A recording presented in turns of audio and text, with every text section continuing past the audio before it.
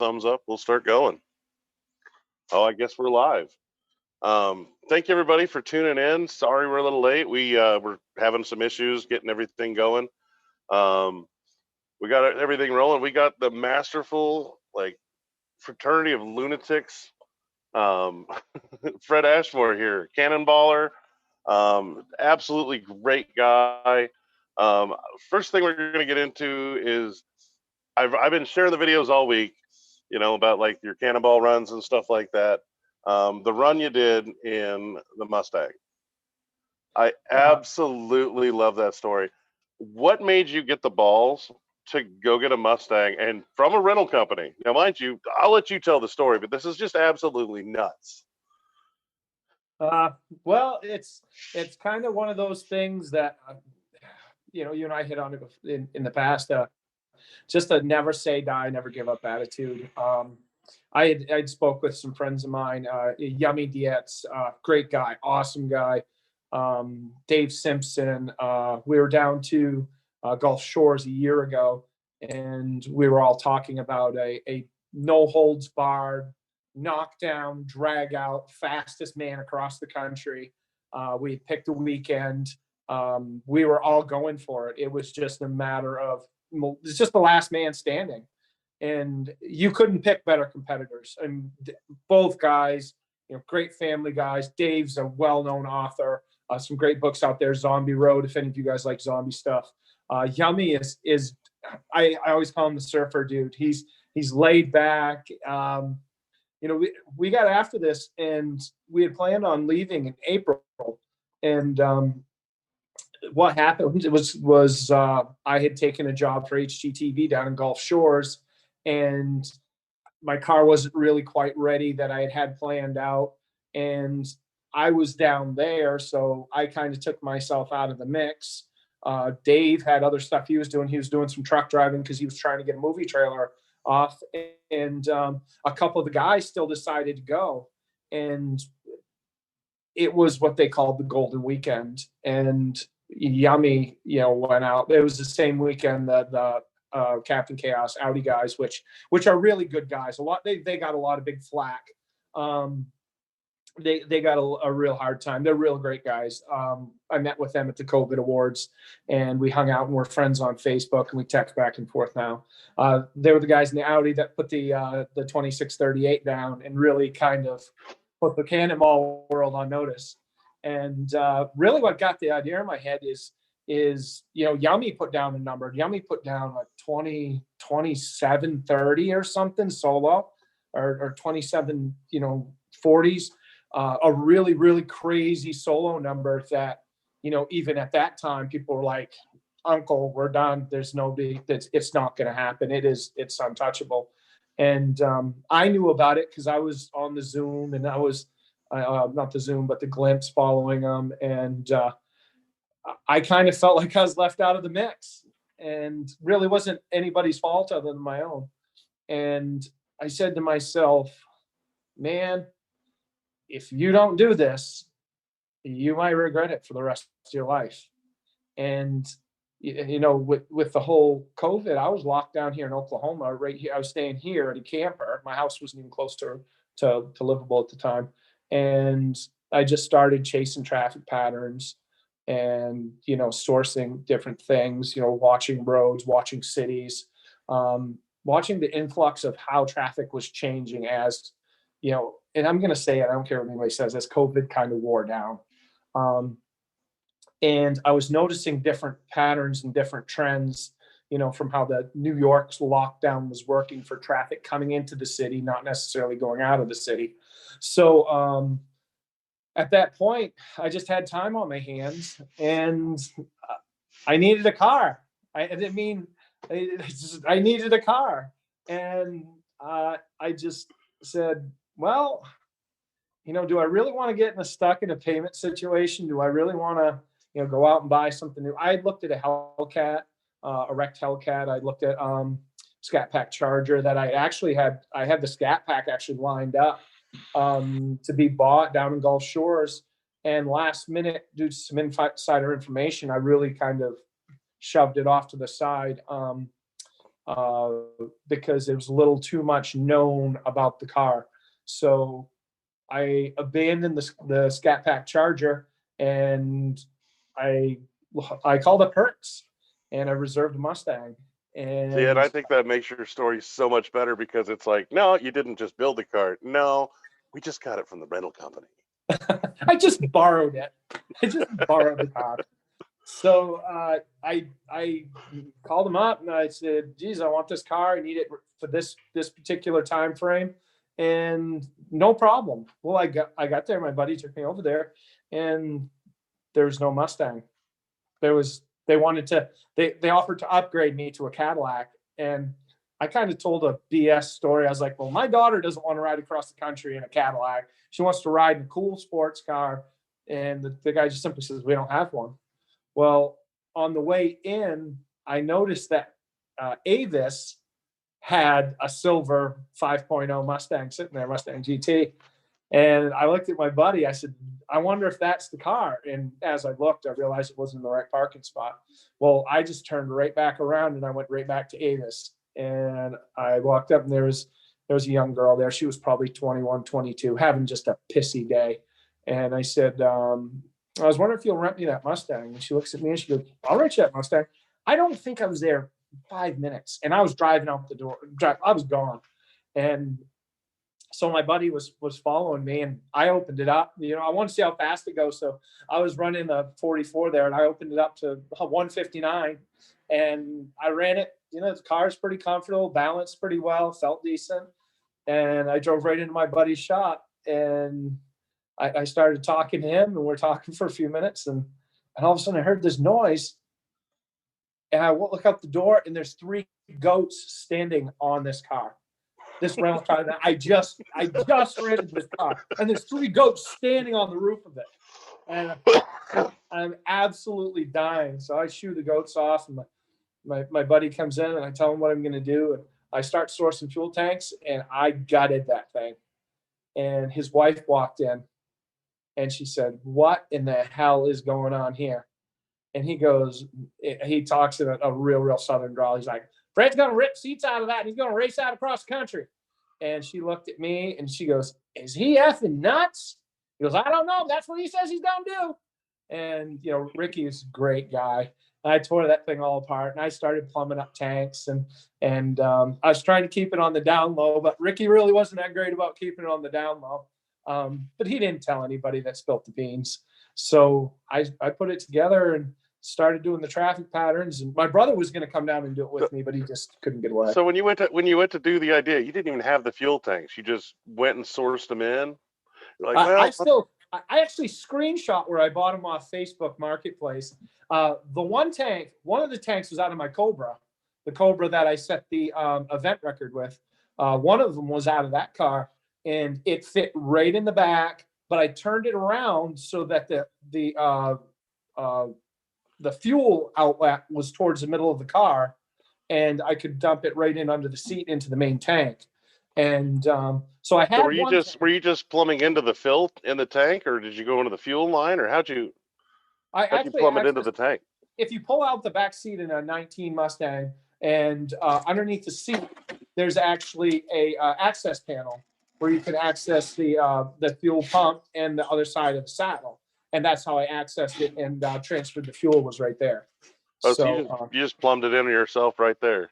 Oh yeah, yeah. They didn't even they never even knew. I ran it right in there, plumbed it into the line, and set it up that way. And then I put another tank on top of it, and then I removed the passenger seat, and I put a 32-ish gallon fuel cell in the passenger seat. So, and then I had my Cobra here that was involved in the accident, and after the 2019 run. And I pulled all of the laser jammers out of that. And I had my radar detector. So all that stuff went in there.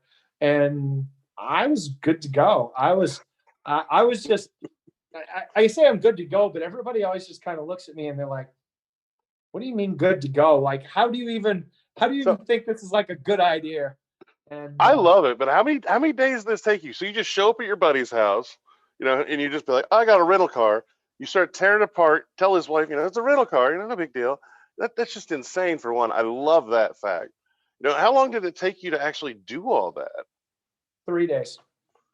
Good Lord. So you got, because I've seen the pictures, because that thing is like completely gutted out. You got that big tank where the back seat should be. You got a tank in the back. And you get the one where the passenger seat should be. And it just looks hilarious. Oh, we lost your video. Oh, there you are. Oh, there we are. I had it on Do Not Disturb, but anyway, someone called through. But yeah, it took me 3 days start to finish, and I was just running fuel economy, seeing what I could get, how the car handled, full of fuel, and then I picked a date and off to New York I went, and I slept in rest area. I didn't know if I could get into hotels. I didn't even try. I didn't want to. It was such a weird time. I didn't want to go into a hotel. I didn't know what the situation was with quarantine. I didn't want to get locked up. I didn't want to lose the car. So I just kind of slept in rest areas and went in, slept in rest area and fueled up. The only problem is there's no fuel available directly in the city. So you have to kind of fuel up outside of the city a bit. So I got there a little bit early and parked on the side of the road. Well, a lot of people don't realize or didn't realize that all of the buildings were lined with police cars. There's police cars all the way around all the buildings. And it was no different at the Red Ball. There was cop cars lined all the way around. So there's very few places to even park. So I kind of snuck in there because I had a departure time that was all planned out. And kind of sat in there and waited out my time. And by then I'd burned off almost a quarter of a tank or maybe even a little more. And which, the first half of it, I didn't think much of it because it was a lot of people forget about or don't understand. They're like, well, what about the cops? Well, there's certain things I don't worry about because in my mind frame is this: if that's what you're going to worry about, then don't even do it. I don't worry about fuel mileage. It's a matter of I either have enough to do what I'm going to do or I don't. And I try to calculate everything out. My brother's really, really, really good physics and math. And we sat down and figured out a lot of this stuff, planned it ahead that we would have enough fuel to do it on one stop. And even with the fuel that I had kind of put a little cushion in there. And my cushion was pretty much gone. They put 127 gallons of fuel in my car here in Oklahoma when I pulled in for my one stop. So I was 3-ish gallons, towards the empty side. And so you went all the way from New York all the way to Oklahoma on one fill up. On one fill up, yep. That's crazy. And my average coming into St. Louis was mind blowing. My brother said at one time that my average moving speed was near 120. It was absurd. I'm assuming you have to pee while driving. You know what I mean? Because so you're probably Gatorade bottling it, or I really want, like, my dream is to go on a Cannonball run. I haven't yet. I just want to go on one. I don't care if I win. I don't care if I set a record. I just want to experience the nonstop coast to coast, just to see what those guys went through back in the 70s.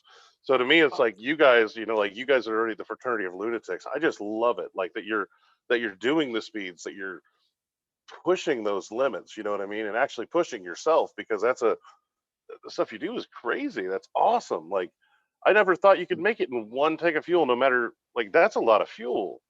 Like, you're hauling ass. So that thing's just eating fuel. Yeah.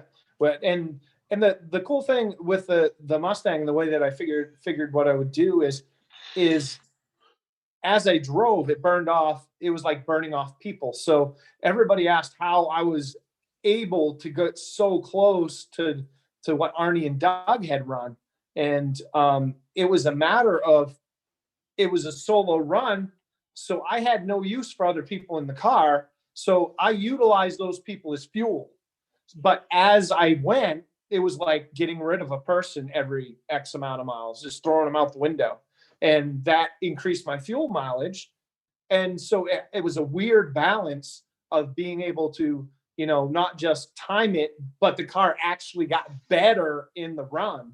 Whereas, a lot of times, it gets harder and harder on the car. It got easier and easier. And then I kind of, punched it in the mouth again in Oklahoma, refilled it with fuel and started over again.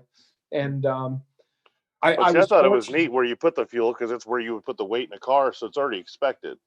You know what I mean? And Yeah. you pulled out the extra weight, so it's like you're like, well, I don't want to deal with engineering. I'm just going to put it here because that's where we put stuff. Yeah. Yeah. And that was it.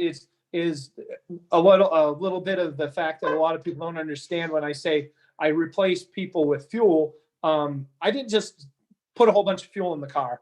I put that weight in the passenger seat where a passenger and where the car was designed to have that weight. And I put weight in the back seat where passengers would sit and where it was designed, and everything I could take out, I had taken out. So I wasn't crazily upsetting the balance of the car in a drastic measure. A lot of people think you just, stuff a tank in a car and fill it full of gas and off across the country you go. And there's really I can say there's a lot more to it. Don't get me. I'm not going to tell you I'm some engineer or scientist, I but just like the simplicity of it. It's purely epic simplicity. You know what I mean? It's just like it makes sense. yeah, Because you see some of the other guys when they load their tanks, they put these giant tanks in the trunk, and when they're taking off, they're going to be losing weight by holding the nose of the car being up. oh yeah, it changes so much. It changes. It doesn't just change the back of the car. What a lot of people forget is it changes your geometry in your front end. It changes the ride quality. It changes so much stuff. So when I designed my cars, when I designed the Cobra, when I designed the Galaxy, which is my daily driver, I was driving the Galaxy today. I took it into work. So Yeah, I saw the picture. We were going to put it on the thing. We just didn't have a chance. I got a kick out of that. I was like, oh, we got it down and going. Yeah. oh yeah. Oh, that thing's bulletproof. That thing will go 140, and it's all lightened up now. So, well, it was lightened up when I did my nonstop run in that car. That car holds the pre-65 nonstop record in an event, and it's the only car ever to do it in an event. And it's a pretty cool car. So now I just put 30 gallons in it and I drive it for a month, and it gets 25 to between 25, 28 miles a gallon. And it's bulletproof. Thing's got 240 or 50,000 miles on it, and just keeps going. So we'll get back to your run again. So you got to California, or you got to Oklahoma half tank. Yep. So, but up to that point, did you have any issues, any problems? Honestly, the first half of that run was as flawless as any run I've really been on. And even more so than the Cobra, there was little to no. It was a best case scenario. I could not have imagined the front half of my run going any better than it did. But that's not uncommon for these runs. A lot of people bank time on the East Coast and get to the West Coast, and that's where they fail. And so I knew that, I'm not going to say it was something special, but I knew at that point we had a shot. And really, I thought a lot of people lost a lot of time in like Pennsylvania, Ohio, with the cops and all the weirdness out that way. They can, but the issue is you have to remember everything on the other side of the country. You've got a car that's been running 15, 20 hours. You've got a car that's, been pushed, ragged, everything's hot, everything's at its breaking point. You're at your breaking point. Your adrenaline's gone. You don't have the adrenaline you had on the front side. You don't have the stamina. You don't have the sharpness. You lose so much. You have so much more on that front half of the country that if you don't bank a lot on that front side, if you think you're going to make it up on the backside, I'm not saying you can't, but you're sadly mistaken. There's been many, many cannonball dreams broken once they cross the Mississippi River. And this run in particular, like I said, the speed we had going into St. Louis was mind blowing. My brother was, sending me bullet points, sending me, city to city where I needed to be at what time. We were set up for 25:30 is where we were at. That's what we were looking at running. And we were really, really close to that until the California border. And, then the California border where we had the 20-ish minute stop there at the agricultural stop. which, I was just planning on what jail I was going to and how much bail money, and hopefully somebody would answer my phone call. So, see, how quick did you make it to Oklahoma? Oklahoma, if I remember correctly, don't quote me on this, it was between 12 and a half and 12 hours and 45 minutes. Okay, so you basically made it halfway across the country. So that almost was your middle point. Yeah. So with your mileage, so when you fueled up there, yep, that fuel was supposed to carry you all the way to California, or did you have to stop again? No, nope. I had one planned stop, and it was in Oklahoma. And I had that's insane. I had a good friend of mine meet me with his pickup with a bulk tank in it, had a 20 gallon per minute pump on it, and he filled me up in less than 8 minutes, and I was back on the road. You said it was 130 gallons, right? They put in just under 130 gallons. I think it was around 126 ish. That's insane. Like yeah. That's like a NASCAR fuel stop on steroids. I can see them. I can see my buddies. I mean, we're in contact. I can see them, and I pull off. I don't even stop for the toll booth. Go right through the toll booth.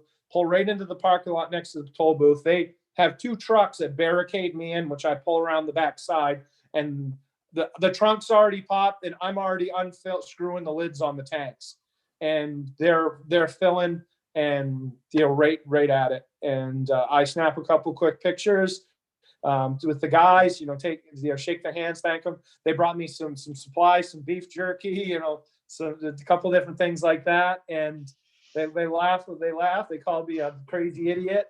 And I got in the car, and I wasn't on the road 1 minute, and the police had stopped at where they were filling me up.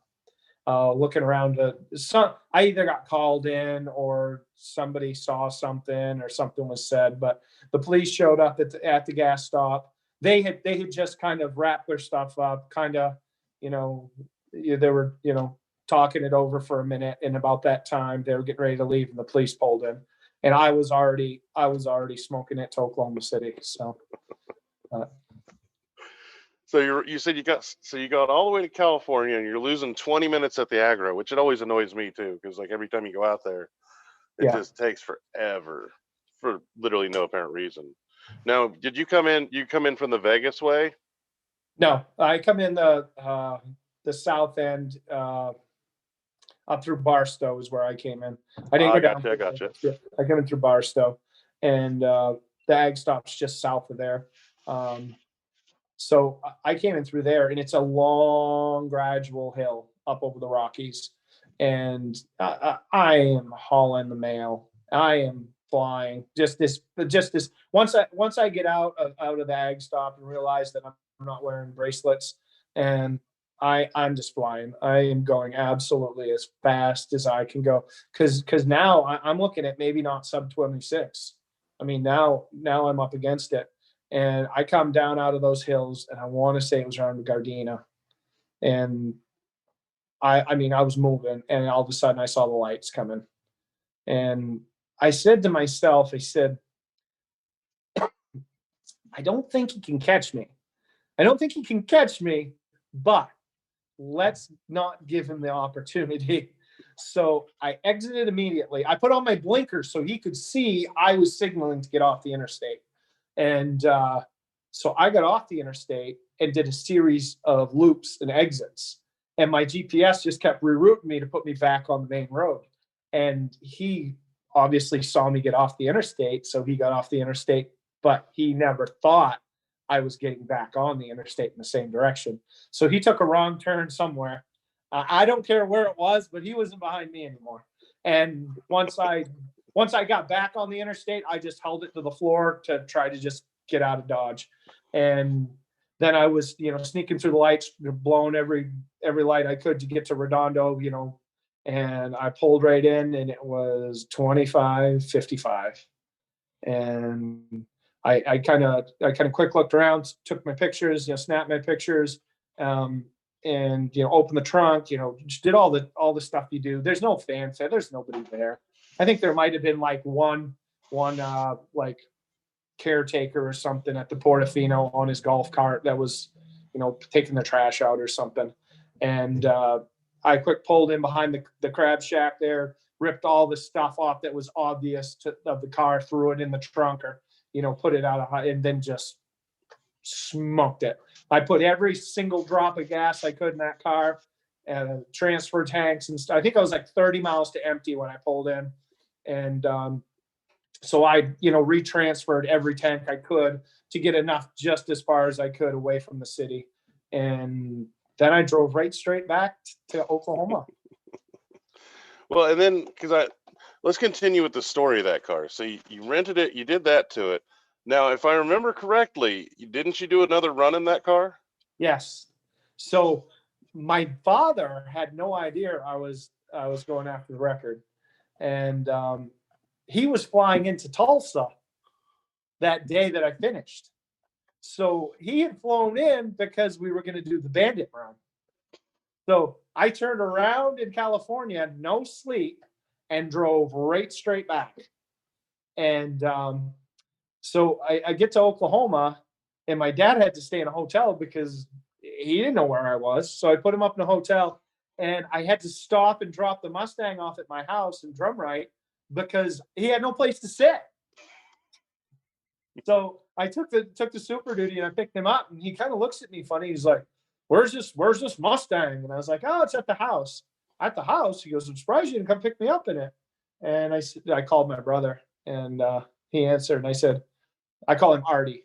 I said, Artie, why don't you, Dad's with me. I just got him at the hotel from the airport. I said, why don't you tell Dad what we just did? And then my brother tells him on my speakerphone in the truck. And my dad just kind of looks quizzically, kind of looks back and forth, and he goes, you did what? And I told him, and he just kind of chuckled, had a little bit, his eyes were a little glassy, and he laughed, and he just kind of shook his head. And I said, yeah. I said, I didn't bring the Mustang? He goes, no. I said, because it's full of fuel tanks. I said, we have to take all the fuel tanks out before we can go to Atlanta. So we drove back to Drumright from Tulsa. Patrick Stryker just said, you hold the solo undisputed. So I drove back, picked him up, drove back to Drumright, took the tanks out. We stopped at Semi Crazy in the city, put a CB in it, and then headed to Atlanta same day.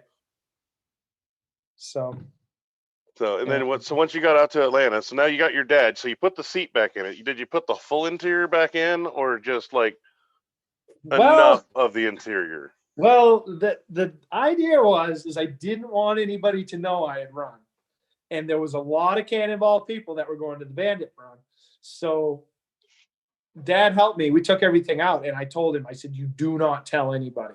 He said, nobody is to know. And so Dad didn't tell me. Dad was really good. He almost blew it at the end, though. And so we get there, and it's 3 a.m, and there's at the last gas stop, because we only have the stock tank in it now, we took all the tanks out. I mean, there was no gas in my tank. There was nothing left of me. I was done. See, and I thought when you did the Bandit run, I thought you kept the trunk. I thought you kept the tank in the trunk. I thought that's what helped you. No. So you won that without. I mean, I'm sorry. I don't mean to. Spoiler alert, but I didn't know. I thought you did that without that tank back there, or with that tank back there. So you did it without. Straight up.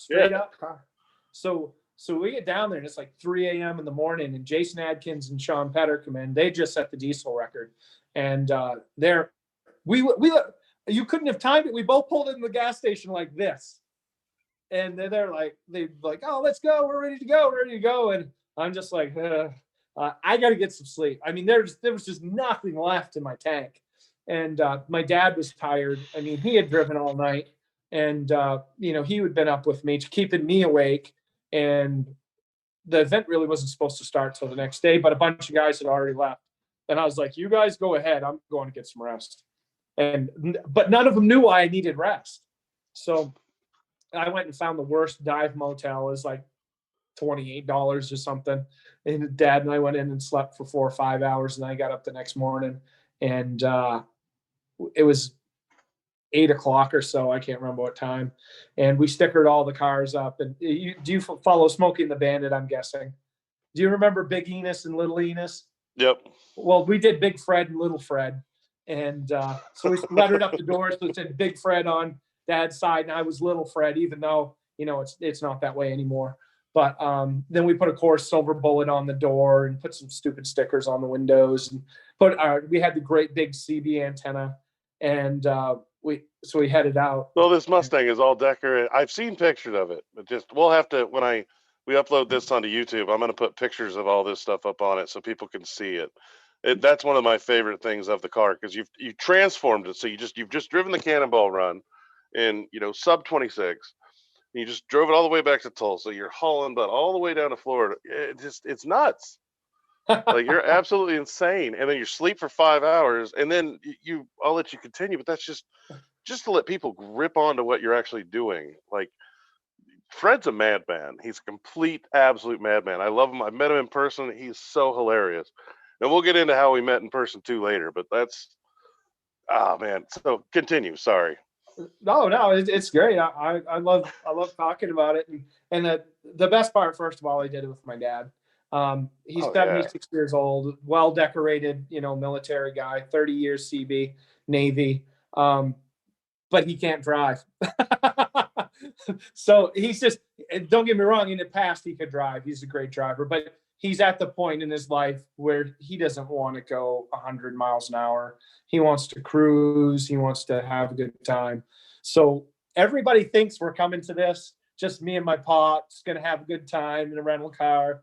And so we take off, and everybody shares the glimpse feed. And the first hour out of Atlanta, we averaged, I think it was 99 miles an hour in the first hour, which coming out of Atlanta is a pretty decent average. I was going to say it's a pretty busy area. There's a lot of stuff there, a lot of roads, a lot of highways that intersect. To be able to average that, and that's average. So if anytime you stop, you have to go at least 150 to level it out a bit. Yeah. So we get out of there, and we're rolling pretty good. And Glimpse goes dead silent. I mean, and you gotta understand, I'm talking to these people via, not Glimpse, but Facebook. I'm talking to these people via Messenger while I'm driving, while my dad's over there eating snacks, and I'm flying along, and I'm messaging people, and I'm driving, and I'm going the fast as can be. And the second hour comes by, and our average was like 101, 102. And all of a sudden, Sean Tedder goes, "Fred, I thought you were going to take it easy." And I said, "I am." And he goes, "What's your idea of taking it easy?" And you can see all the heads pop up underneath the chat thing of everybody that's reading the comments. And I said, "Using my blinker when I change lanes." And, a bunch of people started laughing. And then it went silent for about 30 seconds. And then Sean messages back, and he says, "So what's your dad think of these triple digit averages?" And at this point, I'm going like 125 or 130. And I lay back in the seat, and I take my cell phone out, and I lean over, and I snap a picture. And there's my dad, 125, 130, eating a Slim Jim, just chewing away. And so he's absolutely dying. He's just having a good time. And so we wind up losing the key fob at one of the gas stops. And it's his fault, my fault. And we go back and forth. And I just finally say, "Hey, if it starts. The key fob's got to be in the car." So I headed on out, and we got up to this stretch of road. It's called 49. It's a stretch in Arkansas that goes into Texarkana. And I looked over, and I said, "Dad," I said, "what's the fastest you've ever been in a car?"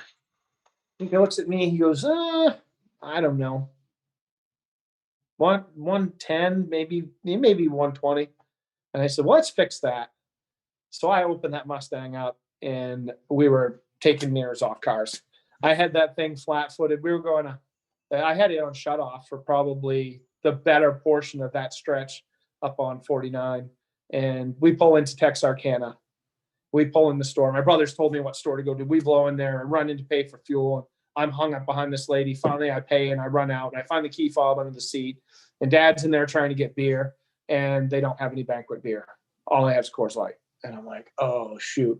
So I finish filling up the car, run back inside, go get my change. Dad still buys the Coors Light because Dad's Dad. He thinks Coors Light's good enough. The beer's a beer. But the game is it has to be Coors beer, Coors Banquet. So I'm pissed. I blow out of there. I bootleg into another store, run in, and I grab the last 6-pack of Coors Banquet they have. And I go up to the counter, and this kid runs by me to her mom. It's got a whole bunch of candy and garbage and slams it down on the counter. And the woman's card's declined. And I'm like, you've got to be kidding me. And runs it again, declined. And finally, I look at the guy. I said, how much are the groceries? The lady looks at me. He goes, looks to me kind of funny. And he says, how much are the groceries? I'm buying them. I set the beer up on the counter. She looks at me and I said, just take your stuff and get out of here. I got stuff to do and places to go. And she looked at me and it's like $70 I wanted to pay in for this friggin' beer and her groceries. Out the door I go and I blister out of there. We're flying back along this stretch, headed back towards Atlanta. And again, we're going 150, 155 down through the section and get going along. And I think it was about 368 miles to go. The tire blew. And I said, we lost the tire. Dad goes, what? I said, we lost the tire. We're done. And I pull it off and I limp it into a gas station.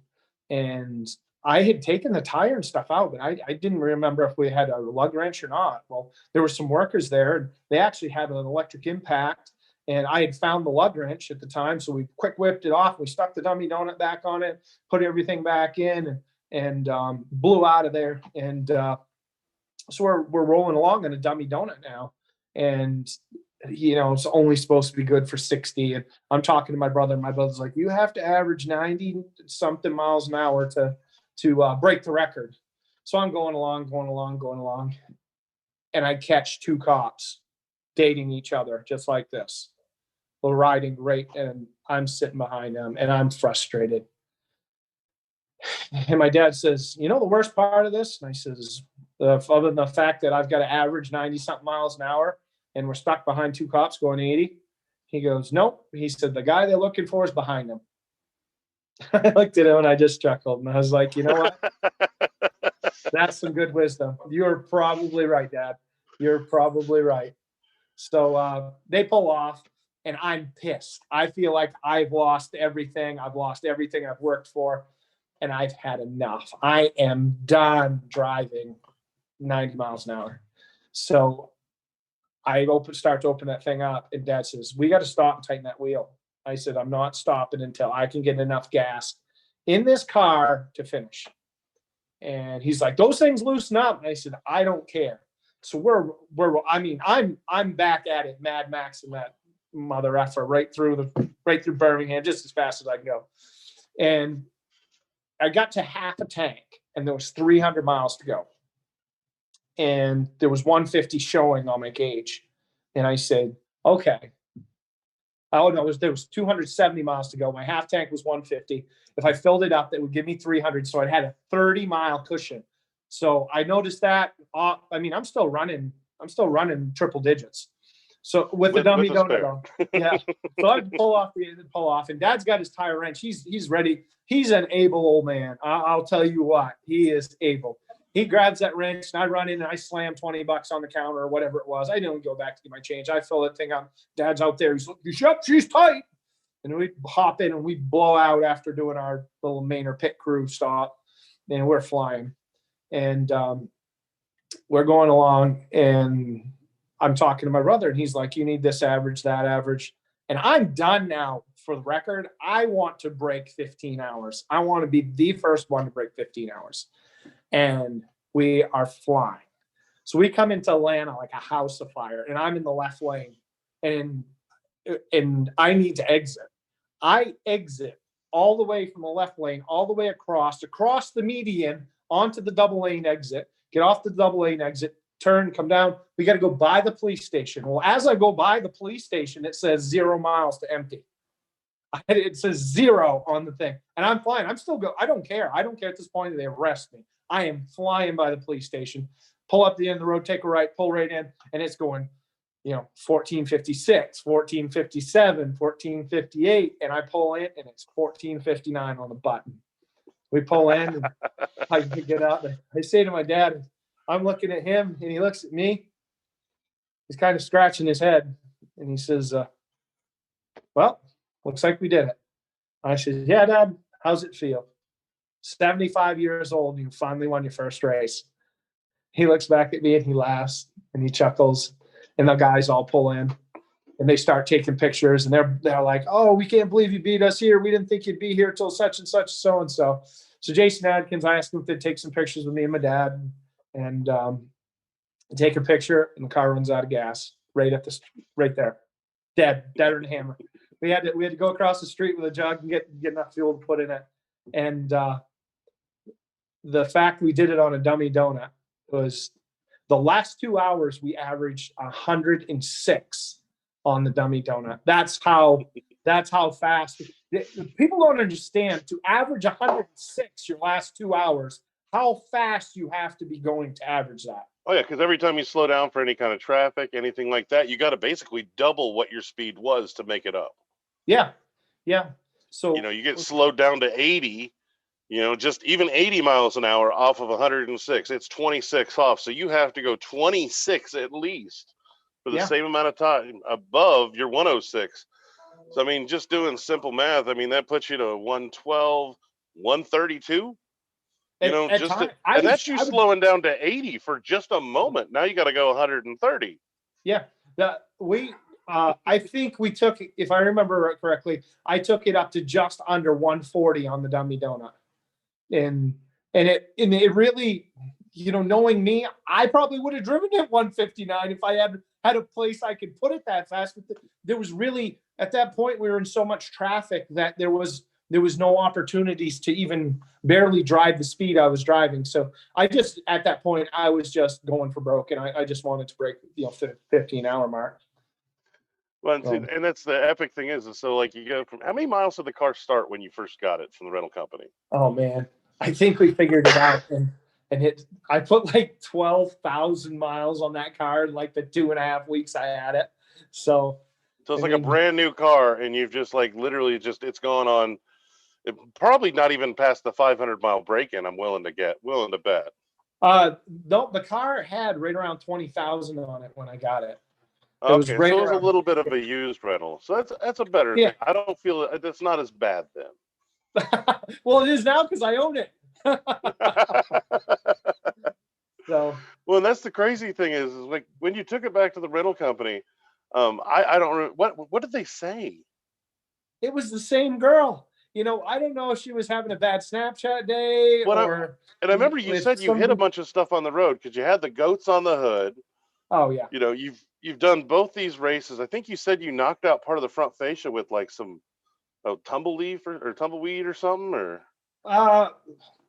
We did. The inner fenders, ripped the inner fenders out of the car. Yeah, it was mind blowing. It was.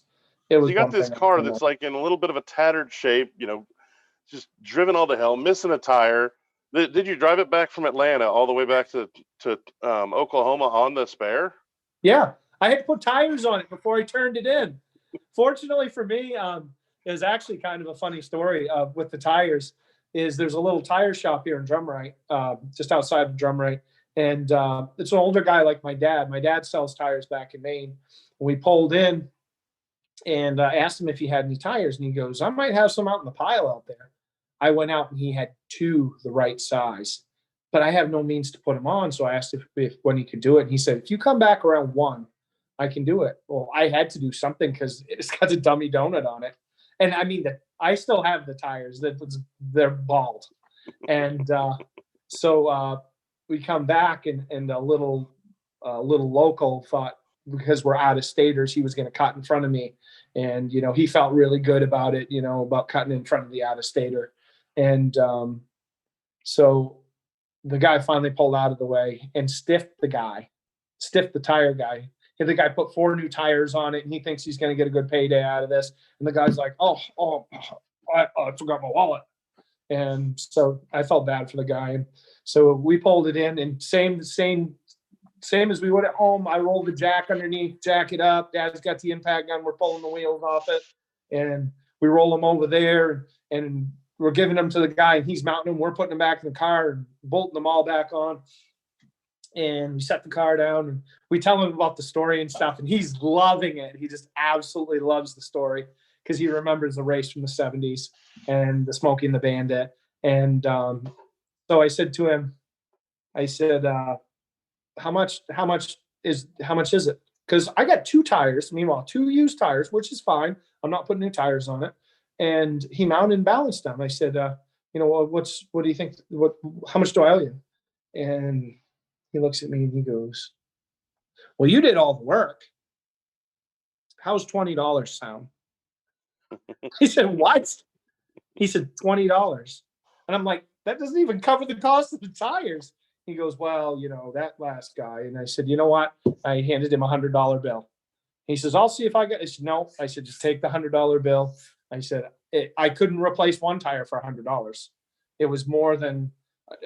I was more than happy to do that. He was a great guy. I felt bad he got stiff.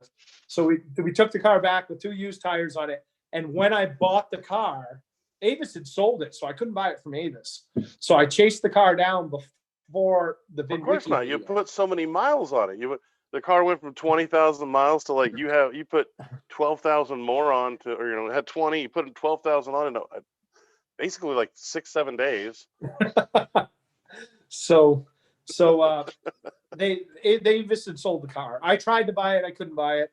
They had sold it. So I chased the car down before I went down to do my video for VinWiki. I just randomly typed in the VIN and the car popped up for sale. And I'm like, you got to be kidding me. No way. This is impossible. And I wound up locking the car up and being able to buy the car. And when I bought the car still had the same wore out Michelins I put on the rear of it from after the Bandit run. And it still had the stickers from my countermeasures on the window. It still had the stickers on the dash. So that's how bad they cleaned the car. And so after I finally got everything all said and done, because once the VinWiki video came out, everybody tried to buy the car. They had people offering stupid money for this car, and I had already, tied it up. They had people going to the dealership. They had people going down to posing with it, taking pictures, and they had people calling from all over the world trying to buy this car, and they couldn't sell it because it was under contract. And they tried everything they could do once they found out to make it difficult for me to buy the car. But thanks why to would somebody else want to buy that car though? Just to have it? It's a notoriety thing, I think. I think the lure of being the one to buy the rental car that broke the record. I think the allure of that. With the age of YouTube and stuff like that, I can see people trying to leech onto it and try and get a little bit of attention for it. And plus they can mess with you with it too. Oh, totally. And honestly, and they were good to me at the end of it. We sorted it out. But the guy told me, he goes, I don't have to sell you this car. I've been offered a lot of money for it. And I said, unfortunately, the only reason this car has any value is because of me. I mean, if it wasn't for me and my stupid annex, you didn't know it when you bought the car. And after I signed the papers and I got the keys and I was headed out, I popped the trunk and I folded the carpets up where I'd written all in the back of it, all the stuff I had done in the car and all the stickers I put underneath the floor mats and stuff. So it was really cool. And to be able to take it home and then take it to the COVID runs with April and stuff, we had a great time in it. So it just was a really, really, it was kind of the exclamation point on the end of the paragraph. So it's one of those stories I just absolutely love. You told it here, and I just wanted everybody else to hear it because it's so funny as hell. You know what I mean? To me, it's just a story of like something that you'll remember until you're 90, 95 years old and getting ready to kick the bucket. You can look back at that moment and be like, that was just epic. That's next level. That's not, like we all do crazy stuff. We do crazy builds and stuff like that. To me, that's one of them stories that just will live in time because, to break 2 records within that amount of time with a rental car, with no real plan, just doing a little bit of math, it just, to me, it's just fun as hell. Like it's purely for the fun of it. It's purely for happiness. You know what I mean? You weren't doing it to make any money. You weren't doing it for anything else. It's purely about the happy, the joy it brings you, and the joy it brings others around you, and the others that are into the same kind of stuff. The fraternity of lunatics, evidently. Oh, definitely. And the biggest thing about everybody talks about the run across New York to LA. And don't get me wrong, I've been asked this so many stupid questions about it. Can it be done in under 20 hours? Things like that, just for sheer foolishness. But to me, some people say that could last forever. They said the same thing to Yummy. They said to Yummy, your record will never be broken. And I don't feel that way. My record could be broken. Maybe somebody will break it someday. Awesome, great. My hats off to anybody that does it. Hats off to them. To me, the most memorable part of that whole saga was being able to do it with my dad. So I took like the run with the Cobra that I did with my brother in the event. And I took that really, really personal because my brother, my dad, and I built that car. And we built it in our shop with our blood, sweat, and tears. The car had prominence from Miami Vice. We went and did something else cool with it. I was able to have my brother go with me on that, which is bucket list material to have him go with me. Awesome guy, very, very, very smart. To be able to do that and do it with Travis Hilton. Travis Hilton was the closest thing that up until now I've ever had as a son. And to be able to do it with a guy his age and break that record, and then do a record by myself and set that, and then be able to kind of put the cherry on top to go do the Bandit with my dad, that to me, if I never did another run again, I'm fine with it. Not saying I'm not going to, but those are things that people dream of. And to even be able to do that trifactor of things in my lifetime, I'm very blessed. I've been able to just accomplish a lot of things based on sheer determination. But to be able to have one with my brother in a car that my dad and my brother and I built, then have one with myself in a car that I built, and then to go and do one with my dad and set records in all of them. It's just, to me, I never give up, but you kind of wonder what's next. What's next in your bag of tricks? It's that's what I was gonna say. You're kind of all over the place with what you do, which is another thing I love. It's not like you're not just a car guy. Like you were telling me before we got on here, like you do home and garden TV.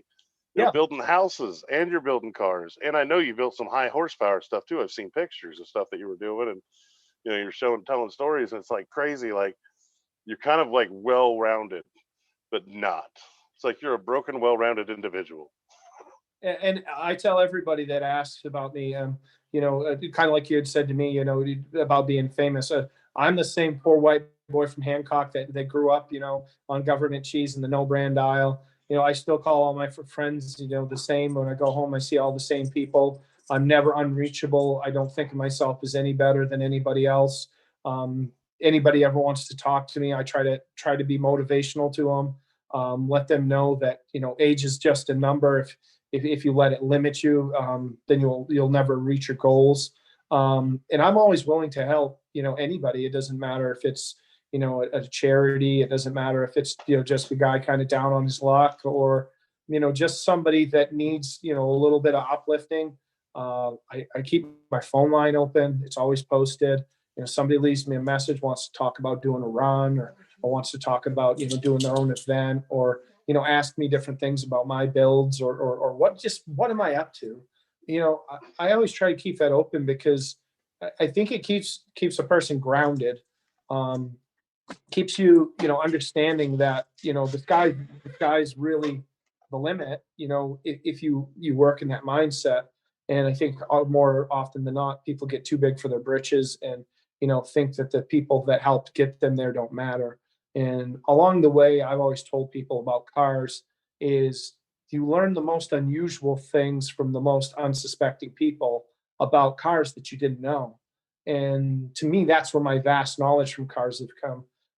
I can learn something from a tire changer that, a veteran didn't know, or, just keeping an open mind, not just about cars, but, opportunity. If you don't take those opportunities, just like we talked about my run, the 25-55, you don't take that opportunity, you don't put that foot forward, those they pass you by. And once you let one pass you by, it's so much easier to let the next one and the next one and the next one go.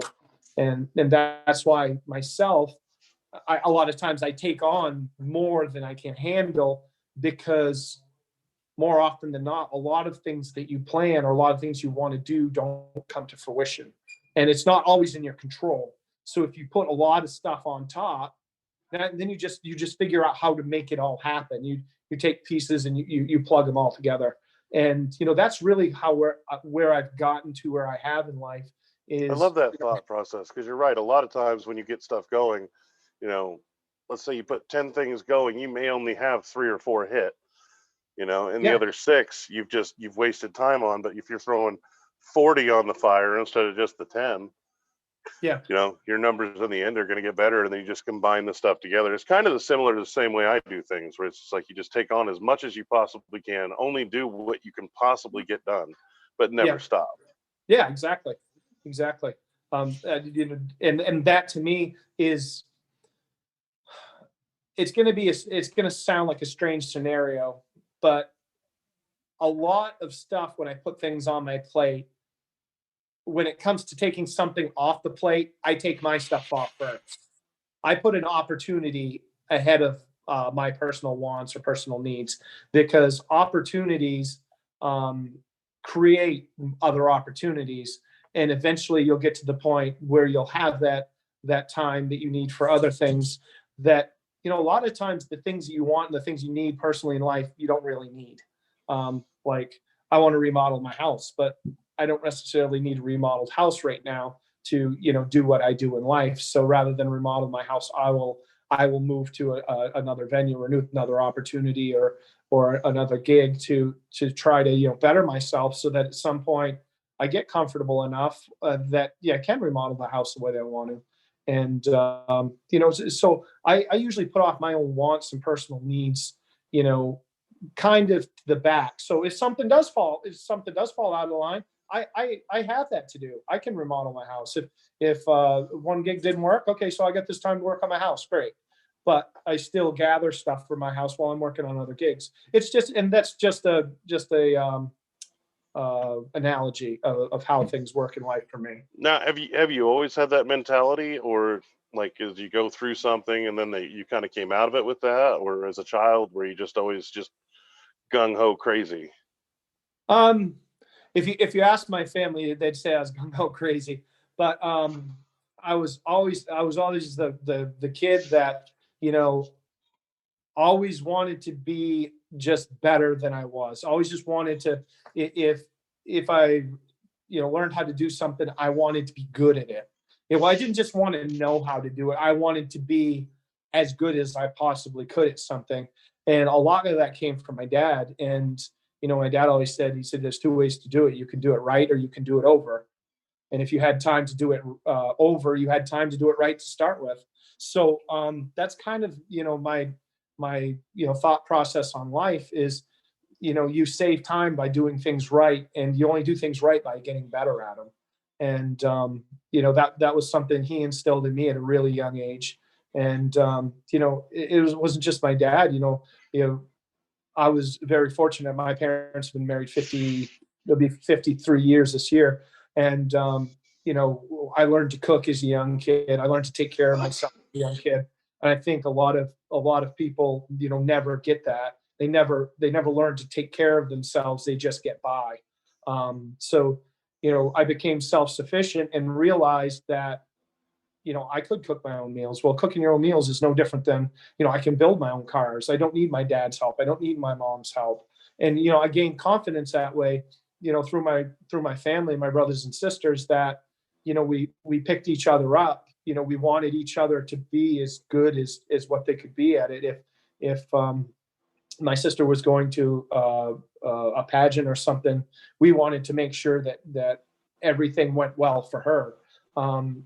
if my mom was going to go to a family reunion or something, we wanted to make sure it went as good as it could possibly go for her. So I have a strong family. And that really is where I got a lot of my drive and my desire from, and my foolishness and my laughs. Because, you know, we weren't rich. So our laughs came from within our family. We always get each other laughing, and our strongest bond is between each other. So a lot of my stuff of where I came from is really my grassroots, family who didn't have a lot, that got a lot because of our effort put forward.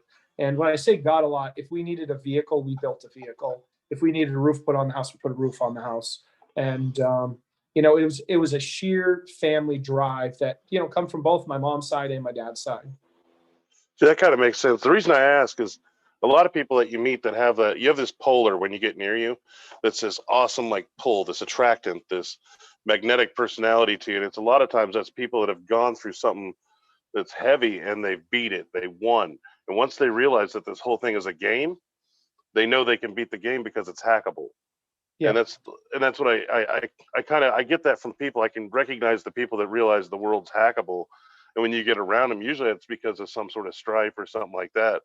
And I noticed you said, "Yeah, I realize the world's hackable." When did you have that moment that you were like, "Oh, this is all a game"?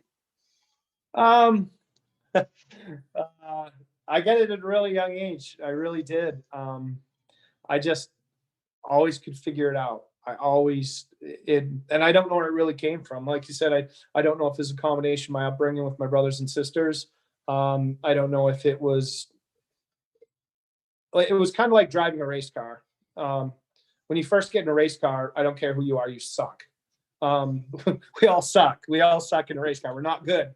And anybody that says were when they got in, it's just lying. Anybody that thinks they can late break with the Yeah, balls, yeah, you're yeah, not late breaking. yeah. So, you know, one day, the day I can tell you that I really realized I had it, um, I just pulled the car out of the weeds. Um, I didn't spruce it all up. The years before, I painted it all up. I made it beautiful, and I spent a lot of time on it. Wasn't getting a lot of appreciation I felt I deserved.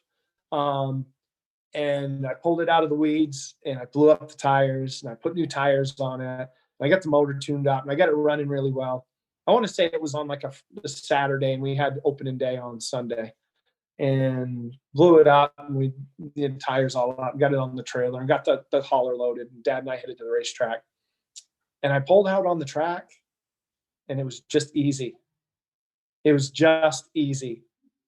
And at that point, it all changed. Everything in my life changed. I realized that my concentration was in the wrong area. Rather than concentrating on my goal of what I was trying to achieve, I was letting all kinds of other things be more important. How my car looked, you know, what people thought of me. Did I have the nicest race suit? Did I have, you know, I was more worried about that stuff, which I didn't have any of it anyway. So why did it matter? And I realized that it was hackable, that I could beat these guys, and it wasn't even hard. And I took a break from racing for a little while, and then I built a team, and I had a guy that drove with me, and I had my own car and stuff, but he drove because he had a team that came with him, and I had the car, but you can't run these cars with one person. So I had the car, I had the money, I had the backing that I'd saved, and we were kicking everybody's ass. We were smoking everyone. I mean, the car had a crazy average finish. I think that the average finish was like 1.75. We either finished first or second. And that was just, it was just crazy. We won everything. Every time we put out on the track, we either won or we got second. And somebody come up and they said, "Why aren't you driving the car?" And I'm like, well, if I drive the car, I don't get the crew, because the crew comes with my buddy who's the driver. And, you know, as a team, we're awesome. We do really well together. "Oh, you've lost it. You can't drive anymore." And that was a big mistake, because I sold the car. Not only did I sell the car, I sold it to make a point.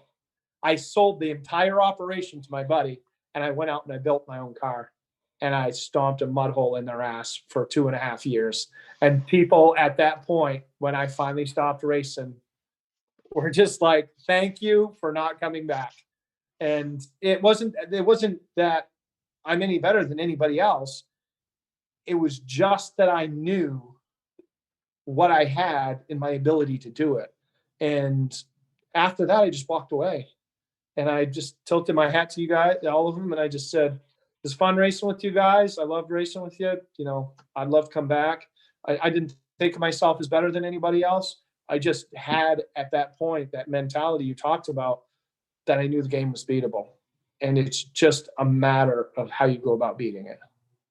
Yeah, and I actually think a lot of it is when you're around you. Like somebody mentioned in the comments already, and Cody put it up on the screen for me earlier. They said you had a heart of gold.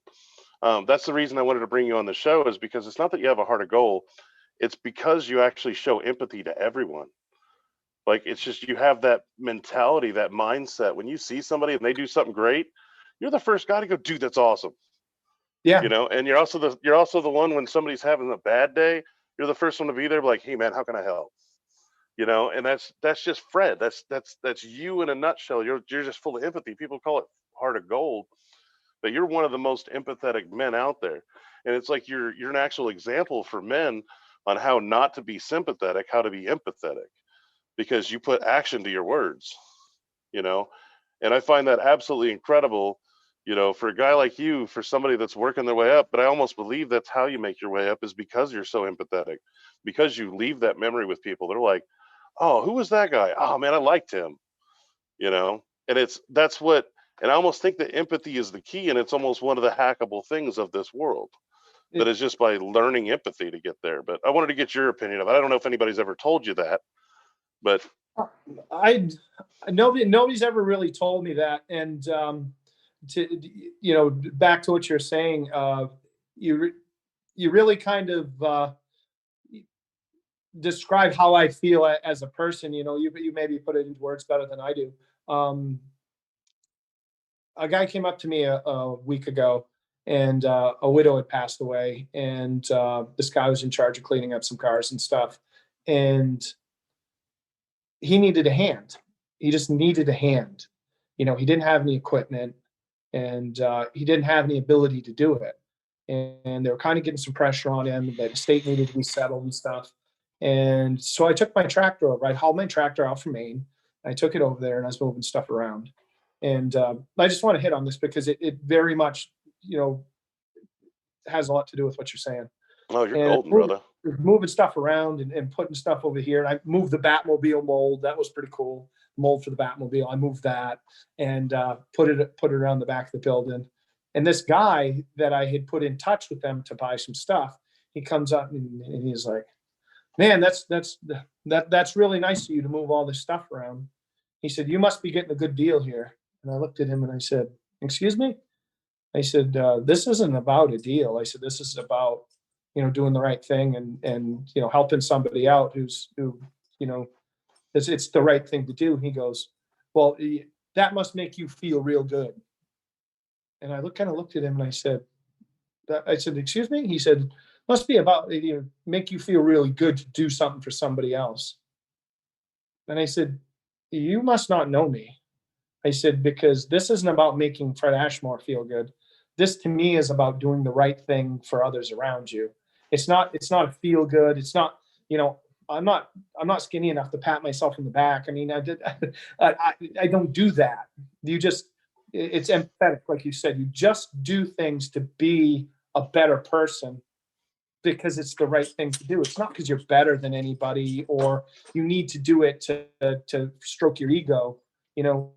And you touched on it that I guess I've never been called empathetic before, and it's a good way to describe it. I guess I just consider myself. Anybody says that, I just say, "Hey, I'm just Fred," and I that's just think just me. It's just who I am. I feel like there's a big stigmatism on the word empathy, because people think, empathy is like, oh, it's feelings and this and that. It's not only just feelings, it's just, talking about your feelings, not being afraid to ask somebody, "Hey, how are you doing?" and Yeah, actually generally care. no, Not instead of definitely. the sympathetic, "Hey, how you doing?" And cruising past. That's not the Fred style. Fred's like, because you were all up in my grill, you're like, "What's up, man?" Like even when Yeah, we got on the phone, "How's your health?" That's the first thing you're saying to me. yeah. And that's somebody that's concerned about you, that watches you even though you don't even know they're watching. you know and it's and that's why I wanted to have you on, because our theme lately has been empathy. You know what I Yeah. mean? I sat down and I thought about it, and I was like, who is the most empathetic guy I know, and is also, and I was sitting there and I thought of you, and I was like, and Fred's badass. Why would men be afraid of doing it? You have a badass. We just proved you did the Cannonball record. You set a Bandit record. You're one of the most bad dudes I know personally, and you're also one of the most empathetic dudes. And I don't think that it's a coincidence. I almost tie the two things together because you push yourself so far because you believe in everyone else and everyone else believes in you so much. Yeah. You know, And it makes you, it takes you to that next level, and that's what I love, and that's where I want more men, because I have a lot of friends in the military, and yeah, guys in the military are afraid to show that they're empathetic because it shows weakness, or they think it shows weakness, because it means if you're empathetic towards somebody or they did something wrong, it means they failed. And having that fail hurts them. Like, it's like we're not allowed to fail in the military. You fail, you're going to lose your job, or you're going to get in trouble, you're going to get an LOR or something like that. So the military yeah, mindset, fail's bad. So having empathy for somebody that fails, that's saying failure is okay. So all these guys getting out of the service, it screws their brain. yeah, So they think failure is bad. And as soon as they fail once, they immediately go to that suicide. Well, I'm not worth it. It's not good, you yeah, know. And they need a guy like you to show them, like, no, it doesn't matter if you fail. It doesn't matter what it is. It's just, I don't know. It's so hard. Like, I'm trying to teach jarheads and stuff like that empathy, and like I want to really be able to share it with them. And like, to me, you're such the example to show them, and it's great to me. You know what I mean? well, I think a lot of what you said is 100% correct. Is failure. um a lot of people don't realize how much you have to fail before you're successful. You know, and that's the biggest part of life. Is it's just like a race. And I use car analogies in every portion of my life. You'll lose more than you'll ever win. And the issue with that is the victory is so much sweeter when you do win. It's worth the failure. It's okay, because I call failure wisdom. Because if you take your failures and you learn from them, that's wisdom. If you keep failing doing the same thing by repeating it over and over again, then you're not learning anything. But wisdom comes from your failures, and you only become smarter and you only become more well-rounded by branching out and expressing yourself in a manner that you become more successful because you're okay with failing. And I've failed at a lot of things. I mean, And one but of my favorite analogies is about the master who's failed more times than the novice has ever tried. oh, exactly. You know, and Exactly. I feel myself as like the failure king because I love to fail. I love to fail on a grand scale. I do it every year at least recently, and that's what I do. You know, giant company down. You know, you ride the roller coaster. Yeah. So to me, it's like I sometimes find myself in that self failure mode because I get comfortable with the failure because Yeah. I know it's going to be coming. And that's where I look to guys like you that I watched. Like, I know you failed before, and it's just you always strive past. You're like, well, it's not a failure. I got 40 things on the pile, like you said earlier, and that's why I like that kind of mindset. Yeah. It's like if Yeah. 40 things are on the pile, and let's say 7 fail, or let's say 30 fail, 10 are still freaking rocking. Yeah. Yeah. Exactly. Exactly. And the thing is I use failure. We can say failure. We can say it's not always failure. Unsuccessful things. Well, a lot of I times use it's them not as your fails. At some yeah, point, I always call everything a fail, just yeah, to line it up, because like you have stuff that doesn't come through or happen, and yeah. it's not like they're bad things. I just label them as that, is Oh just yeah. to go, okay, that's stuff that may be done later or it's going to take time later. Oh yeah. These are the 10 that I can really get at the Oh, moment. definitely. Use it. I use it as fuel. Like say if one of last year when the TV show got canceled while we were having COVID, I use that as fuel, to do my cannonball, and then my cannonball, I used as fuel to go move on to the next thing, and to the next thing, and to the next thing. So I use my failure as motivation. Too many people use their failure as, the drop head, shrunken shoulders, sit in the corner. Everybody's looking at me. Nobody's looking at you. Nobody. Now, everybody has failures. Use it as a reason to be better at the next thing you do. You're like, all right, yeah, well, that TV show didn't work out, but guess what? I'm going to put myself in a position so people see me, so I can, the next time an opportunity comes up, I'm going to be right there. And then what you realize is it snowballs.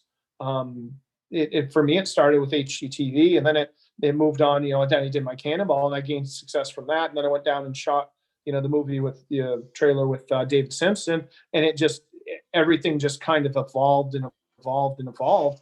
And now, I'm looking at a couple, 2 or 3 different TV shows. And if one fails or 2 fails, or if they all fail, it'll give me, motivation to work harder on the next one. So, no, I don't know if we can actually mention who you're working with now, but you could probably name drop a couple people in, because I know a lot of our people watching probably would be like, "Oh, no way." I work with Farm Truck and Asian. It's nothing under wraps or anything. I work with Farm Truck, Asian, Jeff Lutz, Jeff Jr., Ed. We work right in Oklahoma City. We've been building all the cool cars you've seen for the upcoming shows. A lot of people have seen the hearse, the crazy hearse, all-wheel drive, big Duramax motor in it. So did Jeff move up here from Pennsylvania? Jeff actually lives in one of, I believe, one of Farm Truck's homes. He had a home, and him and Jeff Jr. and one of the other guys on the show, Ian, they all live together in that house. Jeff's wife comes up and stays with them occasionally, but Jeff's here pretty much, 24 hours a day, 7 days a week. When I was out in Pennsylvania, I was doing the track thing out there at PRP. It was just crazy to me to like see Jeff. I got to see him doing the 2010. I think we lost your camera there. No. You see me? I got you there. Right. We saw him for the 2010 drag. I think it was a drag week. Yeah. His chute didn't open on the top end of the track, and he nearly came off the top end of the track. And like I thought he was, there's just smoke bellowing. We got up there, and you got that fast in a car, and he nearly ran a 5 that year. Yeah, because I know at PRP he was running like 640s on a car he's driving on the street on an all steel body 57 Chevy. Yeah. And was that the black car or the yellow car? The black car. Okay. Yep. It was before the Evil Twin, or no, it was the Evil Twin, I think. Yep. But so Jeff's a great guy, great fabricator. Very knowledgeable. It's just crazy to see him come over to the show, like, because to me, I'm not gonna talk trash, but the guys down in Oklahoma, it's like it's kind of was a joke, and then I don't really watch much TV, but like to see an actual racer, a guy I respect in the industry, come over and tap him, like I got to give all of them credit then, because if Jeff's saying, all right, that's cool, man, I'm gonna go, all right, you were a legit dude, y'all are legit, and that's what legitimized the Street Outlaws to me, was when they went and tapped actual racers and brought Jeff in. To me, that was like, okay, you brought in a guy from Drag Week, that's insane. And to me, it was like, that's what made the Street Outlaws go, okay, they're not just a bunch of TV windbag crap. And you're 100% right. I even talked to Jeff and those guys, from the first shows and stuff. It really wasn't polished. They really, had too much redneck involved in it, which gave it way to the sides of way over to danger than, realistic and actual TV quality. And, Jeff kind of touched on that when it first started and stuff, it was a big deal to him because that's his life. That's all he's ever done. He has, Let's Race cars. And that's all he's done. So, to be able to come over here and then, pick up people like Ryan Martin, in the Fireball Camaro, that car was on the scene long before he came to Street Outlaws. But to really kind of legitimize it and, kind of help snowball it bigger.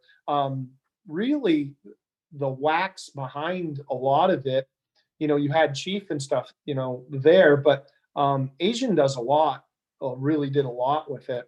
And, Asian and Farm Truck, the reason I love Asian is the fact that he's not afraid to step up to a bunch of rednecks and throw an import at them. You know what I mean? Just for the fun of it, because I love, like, I hate saying it, I love all cars. I love imports. I love supercars. I love it all. Like, I'll build a Honda just as well as I'll build a 32 Chevy. Yeah. Like to me, Yeah. doesn't matter what I'm fabbing. To me, it's like, it's all about, where could I go with it and stuff like that. And he seems like one of those dudes that's just like, this is fun. Like when he made that stupid beetle for the fun of it, I Oh remember yeah. that. And then they did some other goofy stuff. And I like them because they kind of screw off a bit. Yeah. Yeah. And they put a good twist on the show too, bring a little bit of, humor and comedy to it and get out, you know, all of us racers know that really racing can be boring. I mean, look at NASCAR. So you really kind of need an extra twist and stuff on it. And the things that Asian and Farm Truck are doing and we're building in the shop are things that are different, things that, are going to be like Bears stuff, down the road and in the years and stuff. You're going to see these crazy things they build, and they're going to have a large following popularity because they're unique enough. And they're not just unique enough, but they're actually doing stuff with them. They're not just puffing it out and taking it to the roadster show and going, oh my God, look at this roadster. They're actually racing them. They're actually taking them around. They're actually doing stuff with them. So they're actual functional builds. And so they bring their own uniqueness to Street Outlaws, and being able to work with them, they got a really good shop. They got a good group of guys there. Everybody gets along. We have fun building stuff. We're Jeff and I were joking around before I head out tonight. As you guys know, if anybody saw their TikTok or building an electric truck, you guys all saw that on TikTok. If you didn't, go check out Farm Trucks and Asians TikTok. What they call Elon Musk. But yeah, so and I'm more of a behind the scenes guy doing a lot of the build stuff.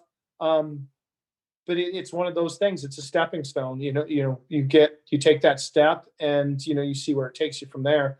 A lot of people say, well, you work for Street Outlaws, but we don't see you on the TV show. There's people behind the scenes like me and like Ed, you'll see a lot, who somebody has to be building this stuff while they're filming. If they just filmed all the time, nothing would ever get done. So there's which like, Ed are you talking about? Ed is is Asian and Farm Truck's right hand man, and he kind of oversees the builds. Great mechanic. He's a nut and bolt. If you had like a secret builder hidden back in the background, because there's a couple builders that have disappeared off the map lately, and I've been wondering. One of them's named Ed. I won't dig any deeper into that, so I was just curious. It's probably not the Ed I'm thinking. Ed is Ed's been around with Farm Truck and Asian for a while. He's a great guy. He lives right in Oklahoma City. Him and I do a lot of stuff together. We're doing a lot of. Gotcha. I wire a lot of the stuff. I build a lot of their stuff, and so a lot of people, when they say, "Oh, well, I don't necessarily see you on the show," it's because we got to build the stuff. I mean, Jeff does a lot of the building, and what Jeff and Junior you see on the TV show. All the other stuff that gets assembled you don't see are guys like me and Ed that are building it. So it takes a village when it comes to a TV show like that. And Asian Farm Truck, both great guys, both stand-up guys, very, very just funny, good to hang out with. We got a great facility. They got a nice big shop downtown. We got some good sponsors and stuff, got some good tools in there. And it makes it a lot easier for guys like me, who all my tools are back in Maine. And so I can come into a shop and be able to put my hands on the stuff I need, which it's not very often you can walk in a shop and they have most all the stuff you have back home and a little bit more. It's just a matter of finding it, as you know. So, most of the time you end up making your own tools to get by. Oh yeah, and that's the way I grew up. I got that toolbox drawer in home, and it's got all the welded sockets and the bent wrenches and the stuff we've made just to get by. You're like, oh, I'm not gonna buy that. I'll just make it. The piece of 1/4-inch plate that's cut out into a fan wrench, because I didn't have a fan wrench to take off a clutch fan or things like that. My dad and I, we built all our tools before then. We built our own first transmission jack, and so it's nice to come out and have a nice shop like that and work with a good group of guys and build some cool stuff. Because when I actually ran into Farm Truck at a hot rod shop down here in Oklahoma that was going out of business, and a guy recognized me from the VinWiki videos, and he told Farm Truck about me, and Farm Truck come up to me and started talking to me about building cars. and we hung out there a couple days, and they were going to do some filming, and he asked for my number, and so we talked for a bit, and he asked if I'd be interested in working on the show, and I said yeah. I said he said, well, what do you do? And I told him and gave him a little bit of a background about me, and I think he stalked me online a little bit, chased me around a little bit to see if I was legit, and he gave me a call and asked me to come down, and I came down and haven't left.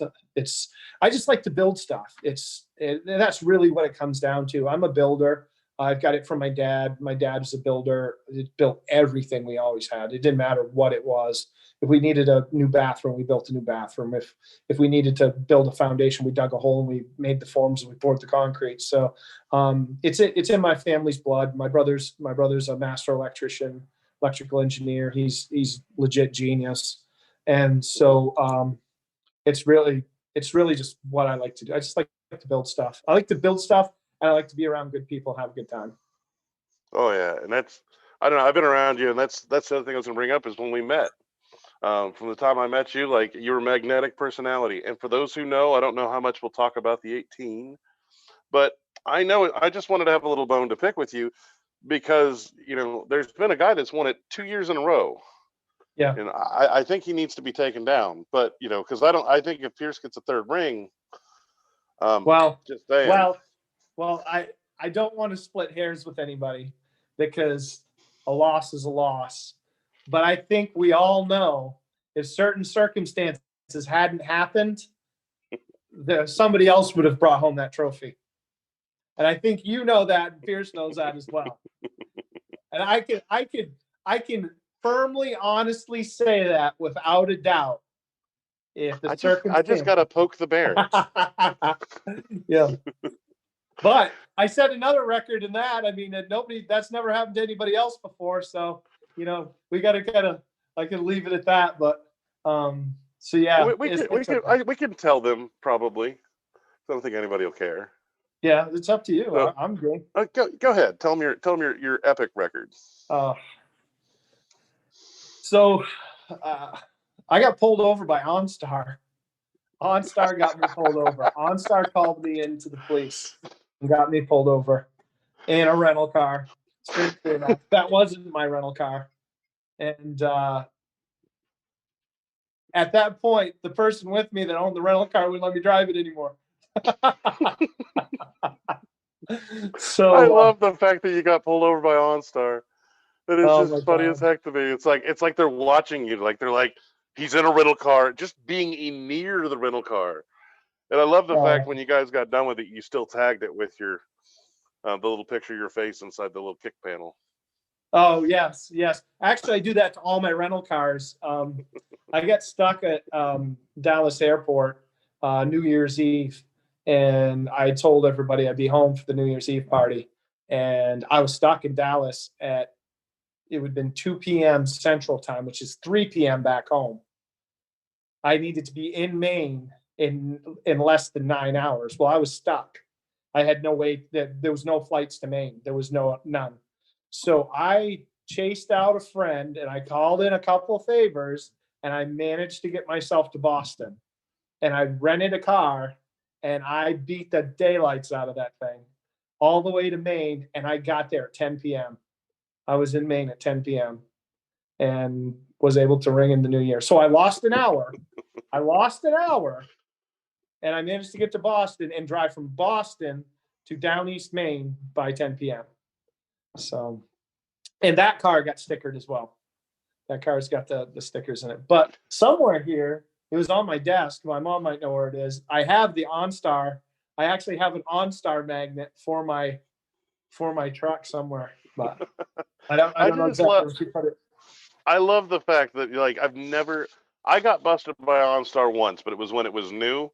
And we were doing the GM test thing. Like, I think it was like 2013, 2012. Or no, it was 20. Man, what year did the C7 come out? 13, right? Yes, I think so. Yeah, whatever the first year for it to come out. I'm such a Corvette freak. You know, I've been to Bowling Green like 40 times. I'm pretty sure they're just annoyed with me. But I went out to go see the new Corvette. They let me get in it. and they let us hop on the highway. They were letting us hop in 2x2. We'd Oh, run wow. down the highway and we'd run back. I decided I wanted to see what it would do, and Wow. they literally shut us down on the run down, and Oh, like wow. spoke to us and like told us that like those you're not supposed to run over 110. You're the No. only other person I've seen or heard of that got pulled over, but they orchestrated yours.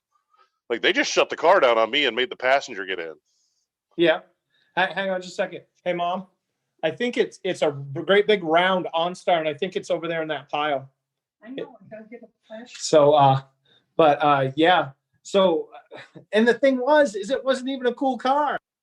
We were supposed to have something cool like a Charger or something like that. I think it was a Malibu Zip Splat. I think it had like a 1.9 4-cylinder or something in it with a turbo as big as a keychain on it. So, yeah, I was pretty bummed out. I was so bummed out because after that, Claiborne didn't want me driving it anymore. He was afraid they were going to call me in again because after I was in the cop car for 4 minutes, and when I got back in the cop car, he kind of looked at me, and I looked at him. He looked back at me, and I'm like, okay. So I kept creeping up and creeping up and creeping up and creeping up. He's like, I think maybe next gas stop I ought to drive. Oh, that's badass. I found this on a thing, so now I have to keep it and I have to stick it on all my stuff. So, but you're definitely sponsored. You know, they got you a ticket. Well, you want to hear a great story? Is the VinWiki video we did on the car hit a million views, which was very epic for me because it was it's something that had never happened for me. One of my videos had never seen that many views. And so when I clicked on YouTube, guess who the sponsor was of the video? OnStar? Nope. No. Avis. Oh, shit. Avis Rental Car Company was the sponsor in the ad in the YouTube. Well, and I screenshot it because I couldn't believe that they were the sponsor on the YouTube when it ran. So it was pretty funny. That's pretty awesome. Well, they're probably using you for advertising too. There's probably one person watched it and went, "Hey, we're not going to let anybody else do this, but it's pretty funny." Well, it was weird because when I flew down to see Ed and to do the video, my brother flew down with me, and we rented a car from Avis, and I rented it, and it has X'd out. It says X'd out 55, and we rented the car with me wearing that shirt, and we snapped the pictures and stuff as a joke. And we tried to get a red Mustang, or get another Mustang when they didn't have any. So we drove that over, and then when I flew, I believe I flew from Ed's. No, I flew from Ed's, and to get a rental car. No, after David Simpson, I believe it was. I flew down to get a rental car, and I booked it online. And I went into the Tulsa airport where I had rented Kilroy, and the person was tapping on the thing, and they're tapping away. And I go, just a minute, I got to get a manager. And I was like, oh no. I come back, and the person looks back at me and said, unfortunately, you're on a do not rent list. And I chuckled for a second, and I said, really? I said, does it say why? And the person looks at me, and they look back at the thing. They look back at the thing, and they say, all it says is to call security. And I said, all right. So I called my buddy. My buddy came and picked me up, and we laughed about it all the way home. But I managed to get somebody to rent me a car in Boston that was non-affiliated with any of the major rental car companies. And it was a little more expensive. And it was nothing fancy, but hey, I got home. That was the most important part. Yeah, true story there. I know we've been on here for a while. I got a few questions I want to ask you. I know we got a few questions to ask from the people. Everybody's wondering, what's that painting behind you? Oh, you like that? That's all Bob Willis band, and it was just an old painting that I kind of had, and it was here at my place in Oklahoma, and I don't know, I just thought it was kind of a cool backdrop. I think it's kind of neat with all the signatures it looks like on there. Yeah, it's got the whole band on there, so it's nothing terribly valuable. It's just kind of something that I liked, and I thought it was kind of neat, and looks kind of old timey. Yeah. Yeah, which is kind of cool. My property here, we have, there's right around 300 cars here. There's about 5 when I bought it. And a lot of the buses and stuff are full of, old memorabilia and things like this. And I've been pulling them out. We're getting ready for the 50th anniversary of the Cannonball. We're going to have it here. And so I've been digging some of this stuff out and going to decorate the shop and get the house and stuff I didn't ready. realize they were having the 50th anniversary. I might have to sneak down there. Yeah, come on down. We're gonna have a live band, and the 18 is gonna be run here this year. Yeah, I knew that. That's gonna it's gonna This will be end the first year I actually participate. Yep. So it's gonna end here, and that's gonna be where the party is. The party is gonna be the 50th anniversary. So that's what the plans are, in general. So you're throwing the it's at the same time? Yeah. So the end of the 18, the Cannonball is going to happen too. The 50th anniversary of the Cannonball. Yep, at my place in Oklahoma. It's going to be a huge party. Oh, that's freaking sick. I didn't know you're doing both same time. That's absolutely sick. Yeah. So we're going to get everybody here, and we're going to have a good time, hopefully. My goal this year is I'm taking empathy on the 18. I don't plan on winning. I want to see how many miles I can do. I figure if I keep a steady pace, but I also might have access to a racetrack. And you guys have never said any rules about that, so I might just spend 18 hours around a racetrack. You can, but you still have to keep that average up. Yeah, I don't think we're gonna. I don't want to go for winning. I want to get I want to at least beat one person. That's my whole goal. Yeah. Well, if I can beat one, I'm good. I've always told everybody that the whole thing about racing, it doesn't matter what it is. I was at the bottom at the racetrack when I started, and I've always told people you can't win a race until you start a race. So so many people have won races inadvertently, not planning on it, and it'll never happen if you don't enter. So you have to start somewhere. So, why not just set the goal of participating? And a lot of the people that ask me about transcontinental stuff, I don't discourage people from doing transcontinental stuff. I discourage people from doing stupid stuff. Telling me you're going to run it in under 20 hours is just ignorance, especially when you barely have a driver's license. Well, I remember the old saying used to be like they never thought it would be done under like 35 hours. Yeah. Something like that. Yeah. And then to me, I seriously thought it could never go sub 30. Yeah. You got guys like you, like when Ed made his run and he hit that time, I literally thought that Ed was the craziest man on the planet.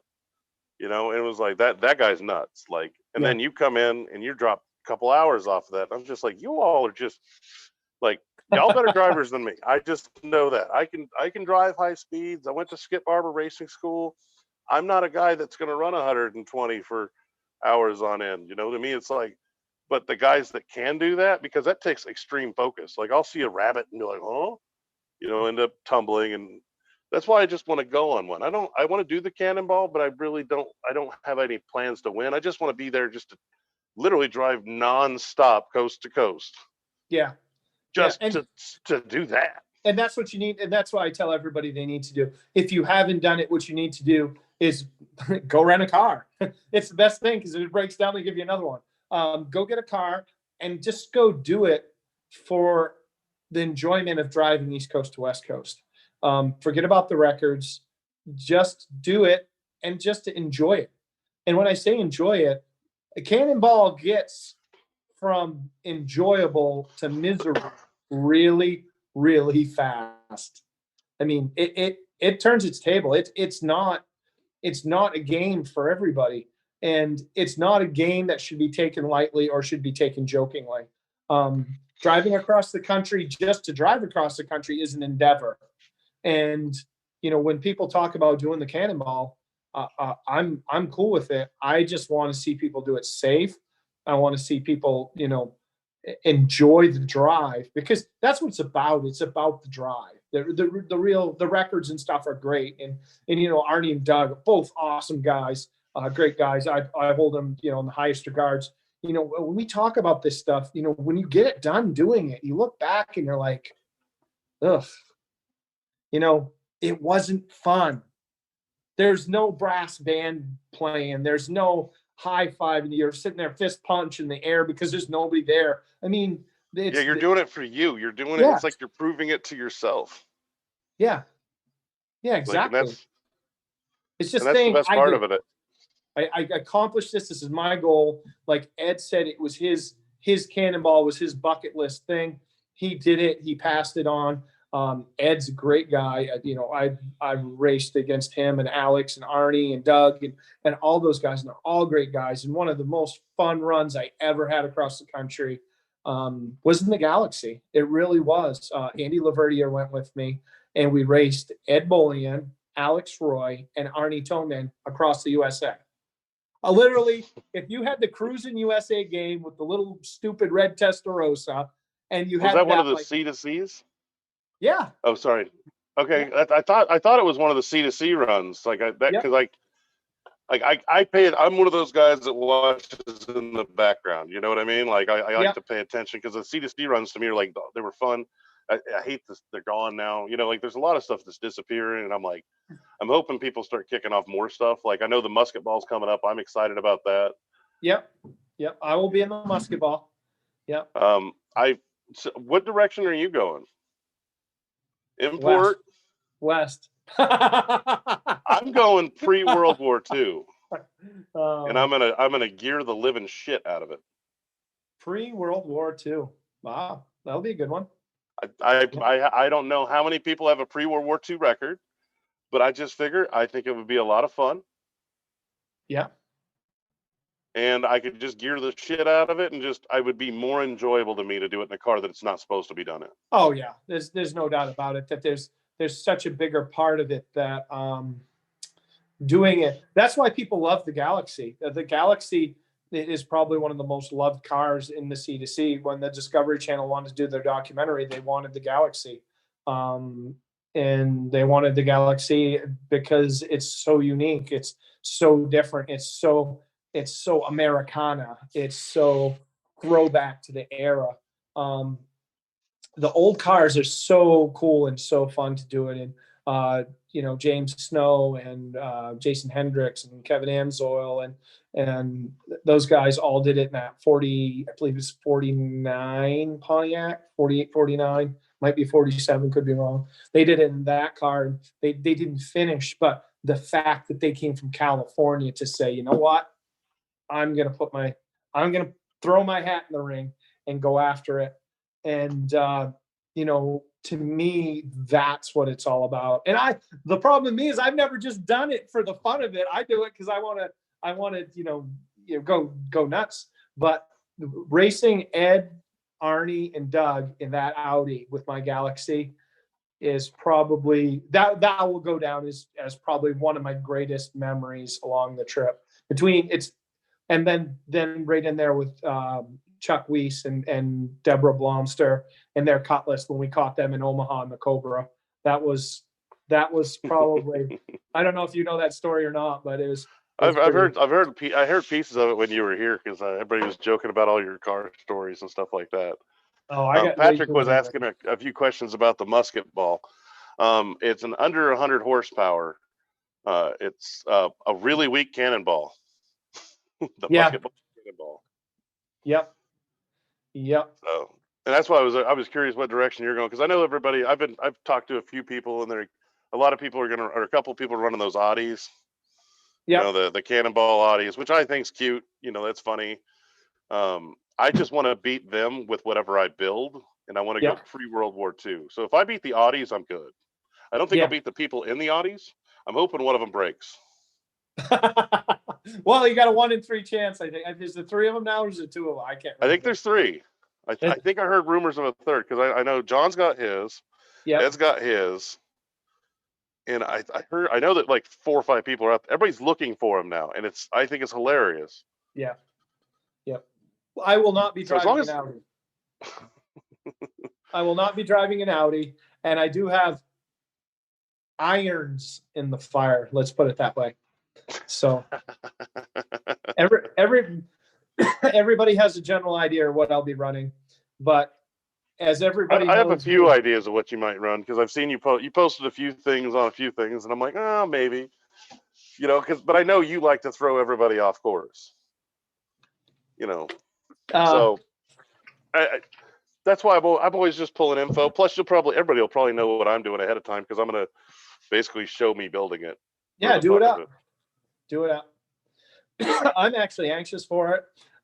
Like I said, I got some irons in the fire. My dad in my brain constantly. A lot of people don't understand how my brain works, and I don't listen to the radio. Excuse me, I got hair in my throat. I don't listen to the radio. I don't listen to music. I drive for states just in silence and think and think and think and re-engineer and build. And that's where a lot of my talents come from, rather than listening to music or whatever and singing along with that. My mind's working on, my next build or my current build or a build I might want to do down the road, or it might be the musket ball, or it might be, the bandit run, or whatever I have. There's always, my mind's always working, and it doesn't take a lot of time off. I tell people very often that when I'm talking to you, I'm still thinking of other things in my head. My head's just very busy. And so I really like to show up kind of unannounced with whatever I have. And it's just fun for me. I Oh yeah, enjoy that. I get the fun too, because I like the toying with it, because it's like you get to mess with other car guys, because they may know this about it, but they may not know everything. Yeah. Oh, definitely. Well, the Galaxy was probably the first one I did it in. When I showed up, and the night before, they're looking at my car at home with the roof cut off it, and I put in a fuel tank, and everybody's like, "That guy's not coming." And I roll into Long Island. I pull out in there to the motel and stuff, and everybody's like, "That friggin' thing showed up."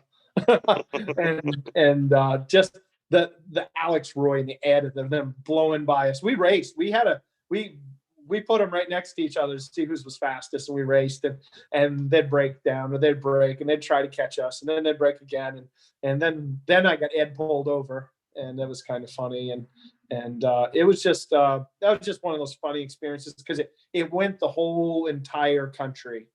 It just kept going and going and going and going, and it just was really, really fun, and one of those things that, if you sit down and write a book, that'll definitely be one of the stories that'll be told in it for sure. But we should probably start closing up here. But where would you like everybody to come check out, and where do you want people to look you up? And because I know you got the the Ashmore Performance and Speed. I think that's what it's called. Ashmore Speed and Performance. The initials are ASAP. Yep. ASAP. Oh, okay. Yeah. So that's my new gig. That's my new wear. Been working on it a little bit. Like I said, that's another one of those, irons in the fire that I put to the back burner. Lee Good did a great design for it. I don't know. I'll put it up on my page so you guys can see it. You can follow me at Ashmore Speed and Performance on Instagram. My Facebook page is currently public. I have nothing to hide. Anyone can comment, message me. My phone number's on there. My address is on there. I'm an easy guy to get a hold of. Right now, we're doing a really cool build for the Maine veterans, MVP Maine veterans program. And that's for. So what are you doing? What are you doing on that bad boy? I saw it should roll down in paint. I didn't know if that was new paint, or because I didn't like the paint job. I was looking at it and I was like, oh, I hope no, I'm not responsible for the paint. It is a vintage Corvette from back in the day that was kind of 70s, and Doc Goodwin, he's the head of MVP, and he's been looking for like an outlet for some of the veterans and stuff, and he wants to do it in parades, and we're going to do an LS swap in it for him. We're donating all the time and materials and everything to the job. We're going to do that for him. Are they open to fixing the paint? If it Well, was free? If somebody would fix it to do the paint, I'm sure he would definitely take. I'm pretty sure I can round you up some airbrush artists to throw a bunch of graphics if you want to throw Army guys and stuff like that on it. I'm pretty sure we could probably get paint for free, because it's for veterans, and I could probably hook you up with some other airbrush guys, myself probably included, or something like that. Maybe. Yeah, I'll definitely talk to Doc. And I love the fact you're doing something for the vets, but please don't put an ugly car out there. You're going to make it cool, and it's going to be ugly. Well, the neat thing about it is we're going to make it reliable, number one. Well, you can be reliable and cool. Yes, exactly. So we're going to... The attempt of the 70s fade job on there about made me cringe, because I'm a painter. I'm an airbrush artist. Yeah. Well, You know, honestly, the gaps on it aren't bad.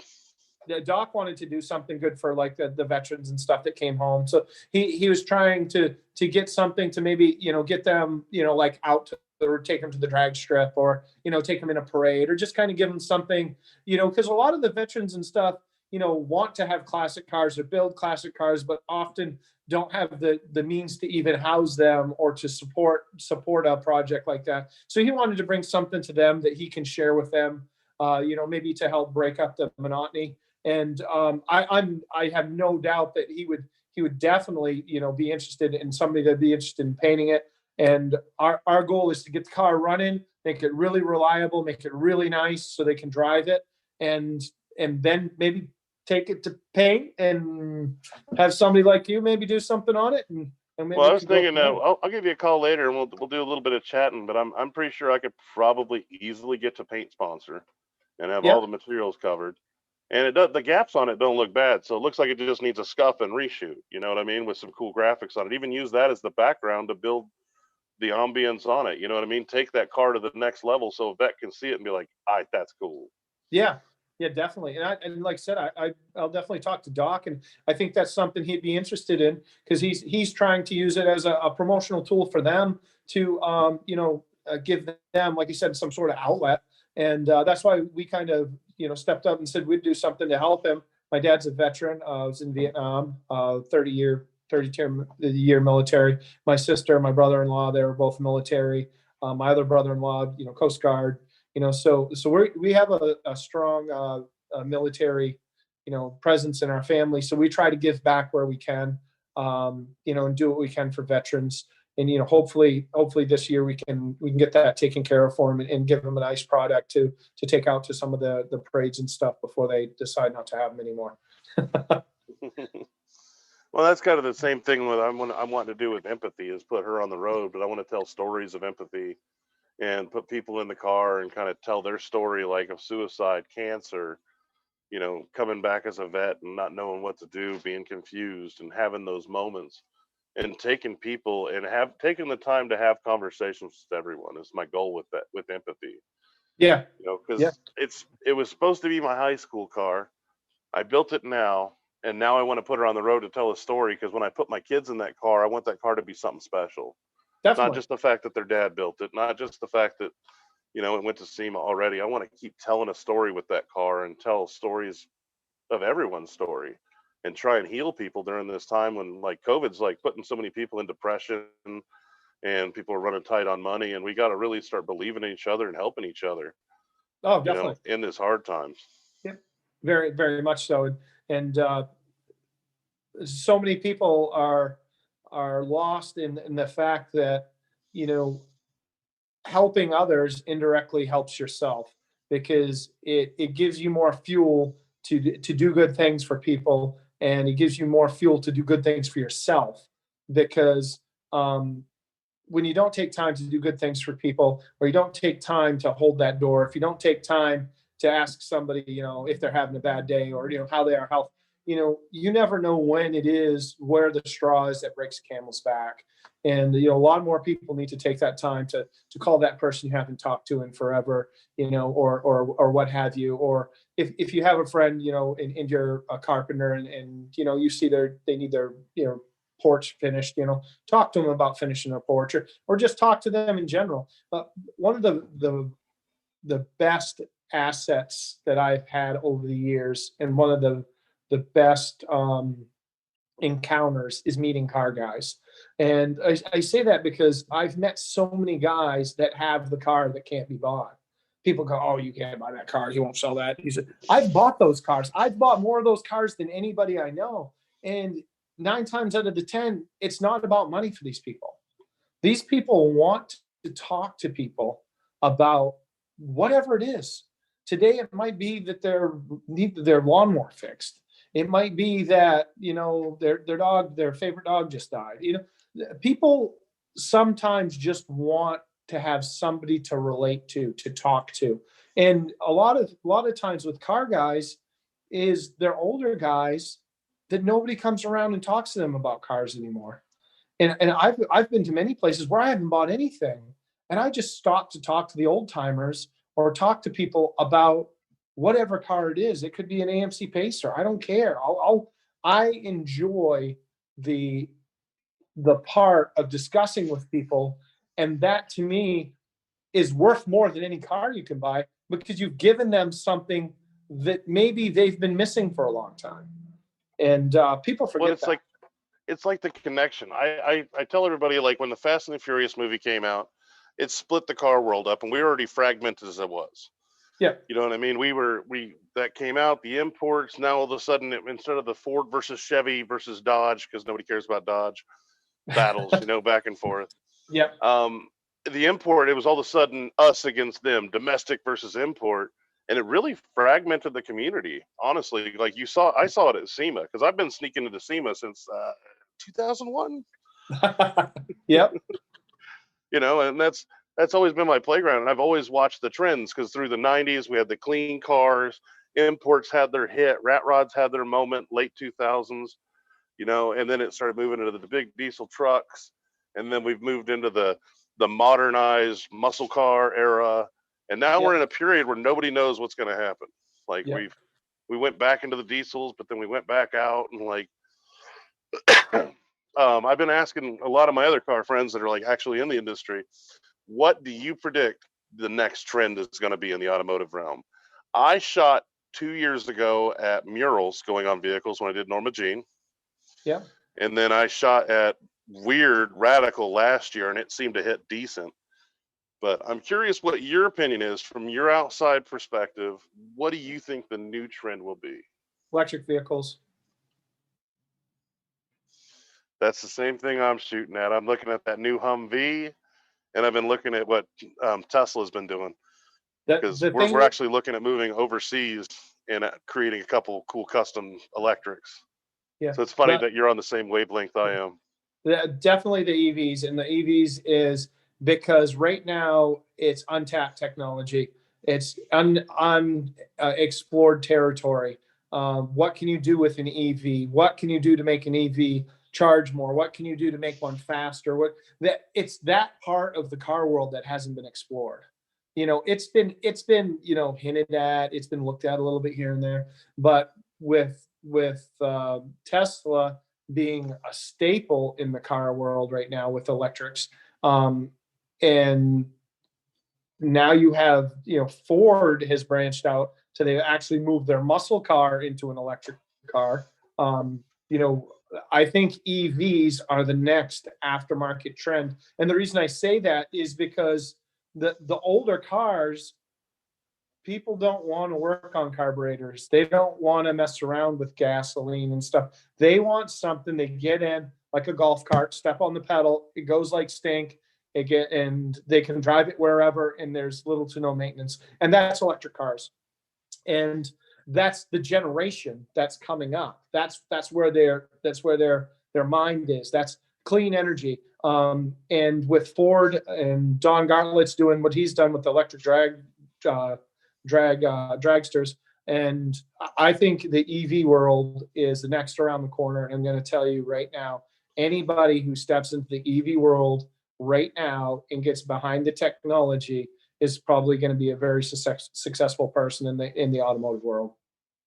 And I've been seeing the same thing too. Like when that new Hummer dropped probably about a month ago, it had 11,500 foot-pounds of torque, had 1,000 horsepower, and it runs the freaking quarter mile in under 3 seconds. Yeah. Like, to me, and it's running 35-inch tall tires. Like, we've gone to the point of electric cars of ridiculousness, which I love. Like, we're going to be able to, you can have your truck. It's going to be carbon friendly, tree hugger, everything like that. But yet the hot rodder got their moment because we're still going sub terminal times. And like, I'm imagining that Hummer, they didn't put a quarter mile time up, but if you actually run the numbers they do give, it's coming in sub 11. Yeah. And for a giant truck to come in sub 11, that's pretty sick. Well, I just think the manufacturers have chased everything. There's not a lot left. The only thing there is new technology. I've told people for years, for the last 30 years, what's the only thing that hadn't changed in vehicles, and it was fuel mileage. I mean, the The fuel mileage never went up. I don't think anything ever really got much over 20, 25 miles a gallon unless it was What? a little piss bucket. And I find it they just ridiculous that in the 50s you could get 50 mile a gallon, and you could still get 50 mile a gallon, but there's nobody ever builds it. Yeah. You know what I mean? Well, it's not efficient. That's why. It's not efficient. Because I used to drive my 48 freaking Dodge Deluxe limousine. I was getting 44 mile a gallon. Yeah. In that little straight six, 55 mile a gallon. Just let her cruise, let it eat. I know that Henry J on my dad's had. I looked up the stats on that a long time ago, and it was pretty significant what that got for fuel mileage, and it's all stock. But to me, the only thing that hasn't increased is fuel mileage. And I think now with the movement in general, with the climate change and the climate accord and stuff, I really think that the EV world is the next big movement you're going to see. And I think what you're going to do is you're going to see a lot of people moving to that. And I think it'll be here a little longer because the technology is so. I think you'll see it. I think you'll see it happen to the new cars. We're already seeing it. Like Tesla Honda was 2 years ago. It was a Honda that was swapped over with all Tesla stuff. And then they had another mini truck there last year. So you're seeing it creep in more and more, which I fully enjoy. I just wish the companies like Tesla would work more with aftermarket companies so things could be possible with them. Instead of, they opened up their thing going, okay, here is all of our open source, electronic stuff that you want, any computer knowledge you want, but we're not going to modify our suspension so it'll actually be decent. Because if you look at a suspension on a Tesla, it's garbage. It was made by a blind man, but they should have walked to Toyota and went, hey, we're going to steal your Corolla suspension and throw it underneath this. But instead they didn't. They were like, well, we know better. Well, look at that Mach-E GT Ford built, 1,400 horsepower, and it can do everything. It can drift, it can drag race, it can do everything, and the thing is absolutely insane. Except for it's ugly. They gotta so wipe the rat ugly rods. off it. So are rat rods. Rat rods are ugly.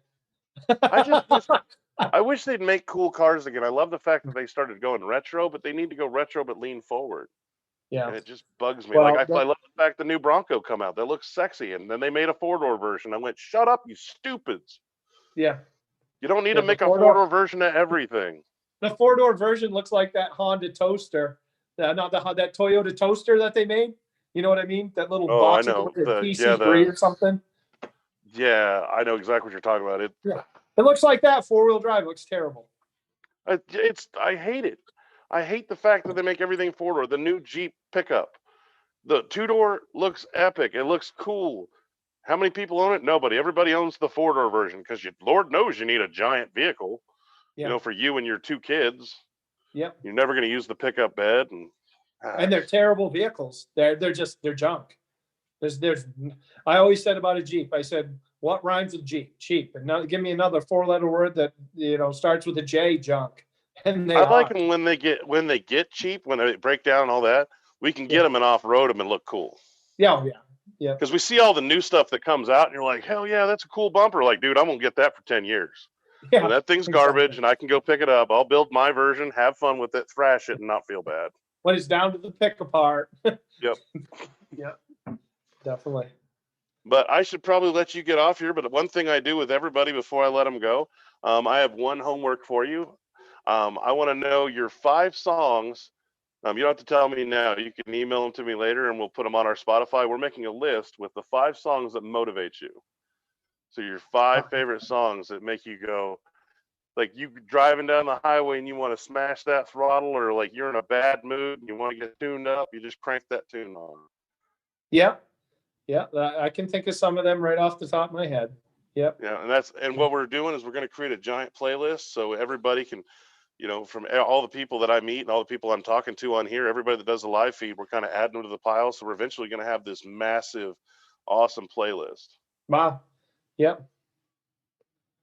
No, I can definitely think of some off the top of my head. Like I said, my daughter is a great singer, and she does a lot of music, and we sing a lot together. But when I'm alone, most often I don't even listen to the radio in my car. So but I definitely have a top 5 I could send you. That is for sure. Awesome, And brother. probably the number one right off the top of my head that I can think of is the Hollies, Long Cool Woman in a Black Dress. Just something about that the beginning of that song. That it's just something about that. It always has made me, just kind of got me going. Like, I mean, See, and it that's the got me thing I in love. You sometimes people come out of the woodworks with some weird ones, and I'm like, "That's your motivational song?" Like that one you just mentioned. I'm like, "Really? Well, that's kind of Yeah. cool." Have you Because we ever? all have different ones. Yeah. Have you listened to it? Yeah, it's a great song. A lot of people say to me if they show like a picture of a huge boom box and they say, if what song would you like to hear played on that boom box? And I'll be like, Long Cool Woman in the Black Dress. That just 5'9" and beautiful tall. It just that just that guitar at the beginning of that just is always See, and just I kind have of that one. That one's one I don't wouldn't call it a motivator for me. For me, it's on my cruising list. yeah. When I'm in my car and I'm like cruising the boulevard or something like that, have it slammed out and going like, cruising the coast. That's one of the songs on that list. Like it's, like just a jam to. Another one is Too Much Time on Your Hands by the Sticks. Sticks. That's a great motivational song. When the Walls Come Crumbling Down by Mellencamp. That's a great song. Those are all good I ones. didn't know. I didn't think he was a Mellencamp guy. That's kind of fun. I like a lot of stuff. I like a lot of music. My daughter is an amazing singer. We've done a lot of videos. I don't know if you ever saw any of them on my page, but you should check them out. But yeah, we do our own raps. Most everything I like is older stuff. There's a couple newer songs in there that I like. But most all of it is that 70s ish, 80s ish music. Kickstart My Heart. Motley Crue. That's because you're one of those older men. Yep. But there's others too. There's some songs from Collective Soul I like. So, I mean, That's good respect. I go both ways. I mean, when it comes to music, and a lot of it depends on my mood. So, but there's a couple there I can throw out, but I'll think of a couple and I'll write you up a list. Awesome. Thank you so much for being on our live feed, sir. And we will put all the links to all the stuff that you want us to pitch out for you. And dude, thank you so much. And we will definitely talk to you again soon. Hey, I'd like to get you on probably the mid this summer because I have a little thing I'm gonna try and work out, and I'll give you a little bit more info on that later too. definitely, I'd love to. I want to do some car guy trivia Okay. because we're figuring out a way to use this Zoom stuff, and I know all of us watched all the car shows back in the day and all that kind of stuff, and I've kind of been piecing together something really fun for like a car guy contest thing. Oh, okay. Cool. So. Well, I've got a lot of useless knowledge, so. You do well when you were here, and me and you were going back and forth about which year. Like I think we were. I don't remember which car we were talking about, but I remember me and you both argued the year when we were both right because both cars were used. I think it was the cop cars that were in Cannonball, or not Cannonball, but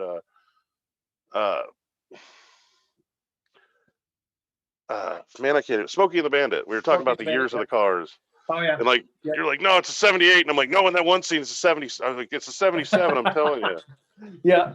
No, I love the useless car knowledge. I've always been full of useless car knowledge, and I've got some fun facts about me that a lot of people don't know. Some people do, but like I'm an Eagle Scout. I mean, I didn't know if you knew that or not. I was a Boy Scout. I did not know that. Yep. I got another one too. I went to Wyoming Tech, right? I did too, actually, in Pennsylvania. Yeah. Yeah, I went to Laramie, and I never missed a day of school all the way through college, ever. And I actually got a president wrote me a letter, and it's somewhere in my stuff. But I never missed a day all the way through kindergarten, all the way through high school, all the way through college. And I got a huge award from the president. So just some weird, useless knowledge about me. I missed a lot of high school. I didn't, because it was worse to stay home than it was to go to school. But thank you so much for coming on, brother. And make sure your dad drives. I'm pretty sure he's a little bit safer than you. When you're going out to eat. Yeah, they're sitting in the other room. But kind of hanging out, and I think they probably deserve a nice steak dinner. They drove a long ways, and their dog true was story. on the couch. So, but it's excellent talking to you. I appreciate you having me on. And if there's anything ever I can do for you, or help you with the show, or help you with any projects, or getting stuff moved around, don't hesitate to call or drop me a line, or look me up. I always try to answer. Like I said, I try to be available for everybody if there's anything I can do to help. Yeah, and same thing goes for you, brother. You ever need anything from me, need help with a project, need connected with some sponsors or something, feel free to reach out. I'm always here, man. Excellent. And I may be in touch with you about the Maine Veterans Corvette, because it's I would definitely like to help, because I saw that paint job and I cringed. And I know that it could be something, because I know guys up in that area of the woods that would even be willing to help. You know, and it might even be something fun to throw together. You know, like take it up to Gasoline Alley, do a little bit of filming with some of my buddies up there, bring you up, and we'll do some fun painting at the same time. Yeah, and definitely. Maybe even have, I know there's a veteran airbrush group even. Oh, wow. To let the veteran airbrushers come on. Wow, that'd be really cool. I'll get Doc on board, and we'll get in touch with it.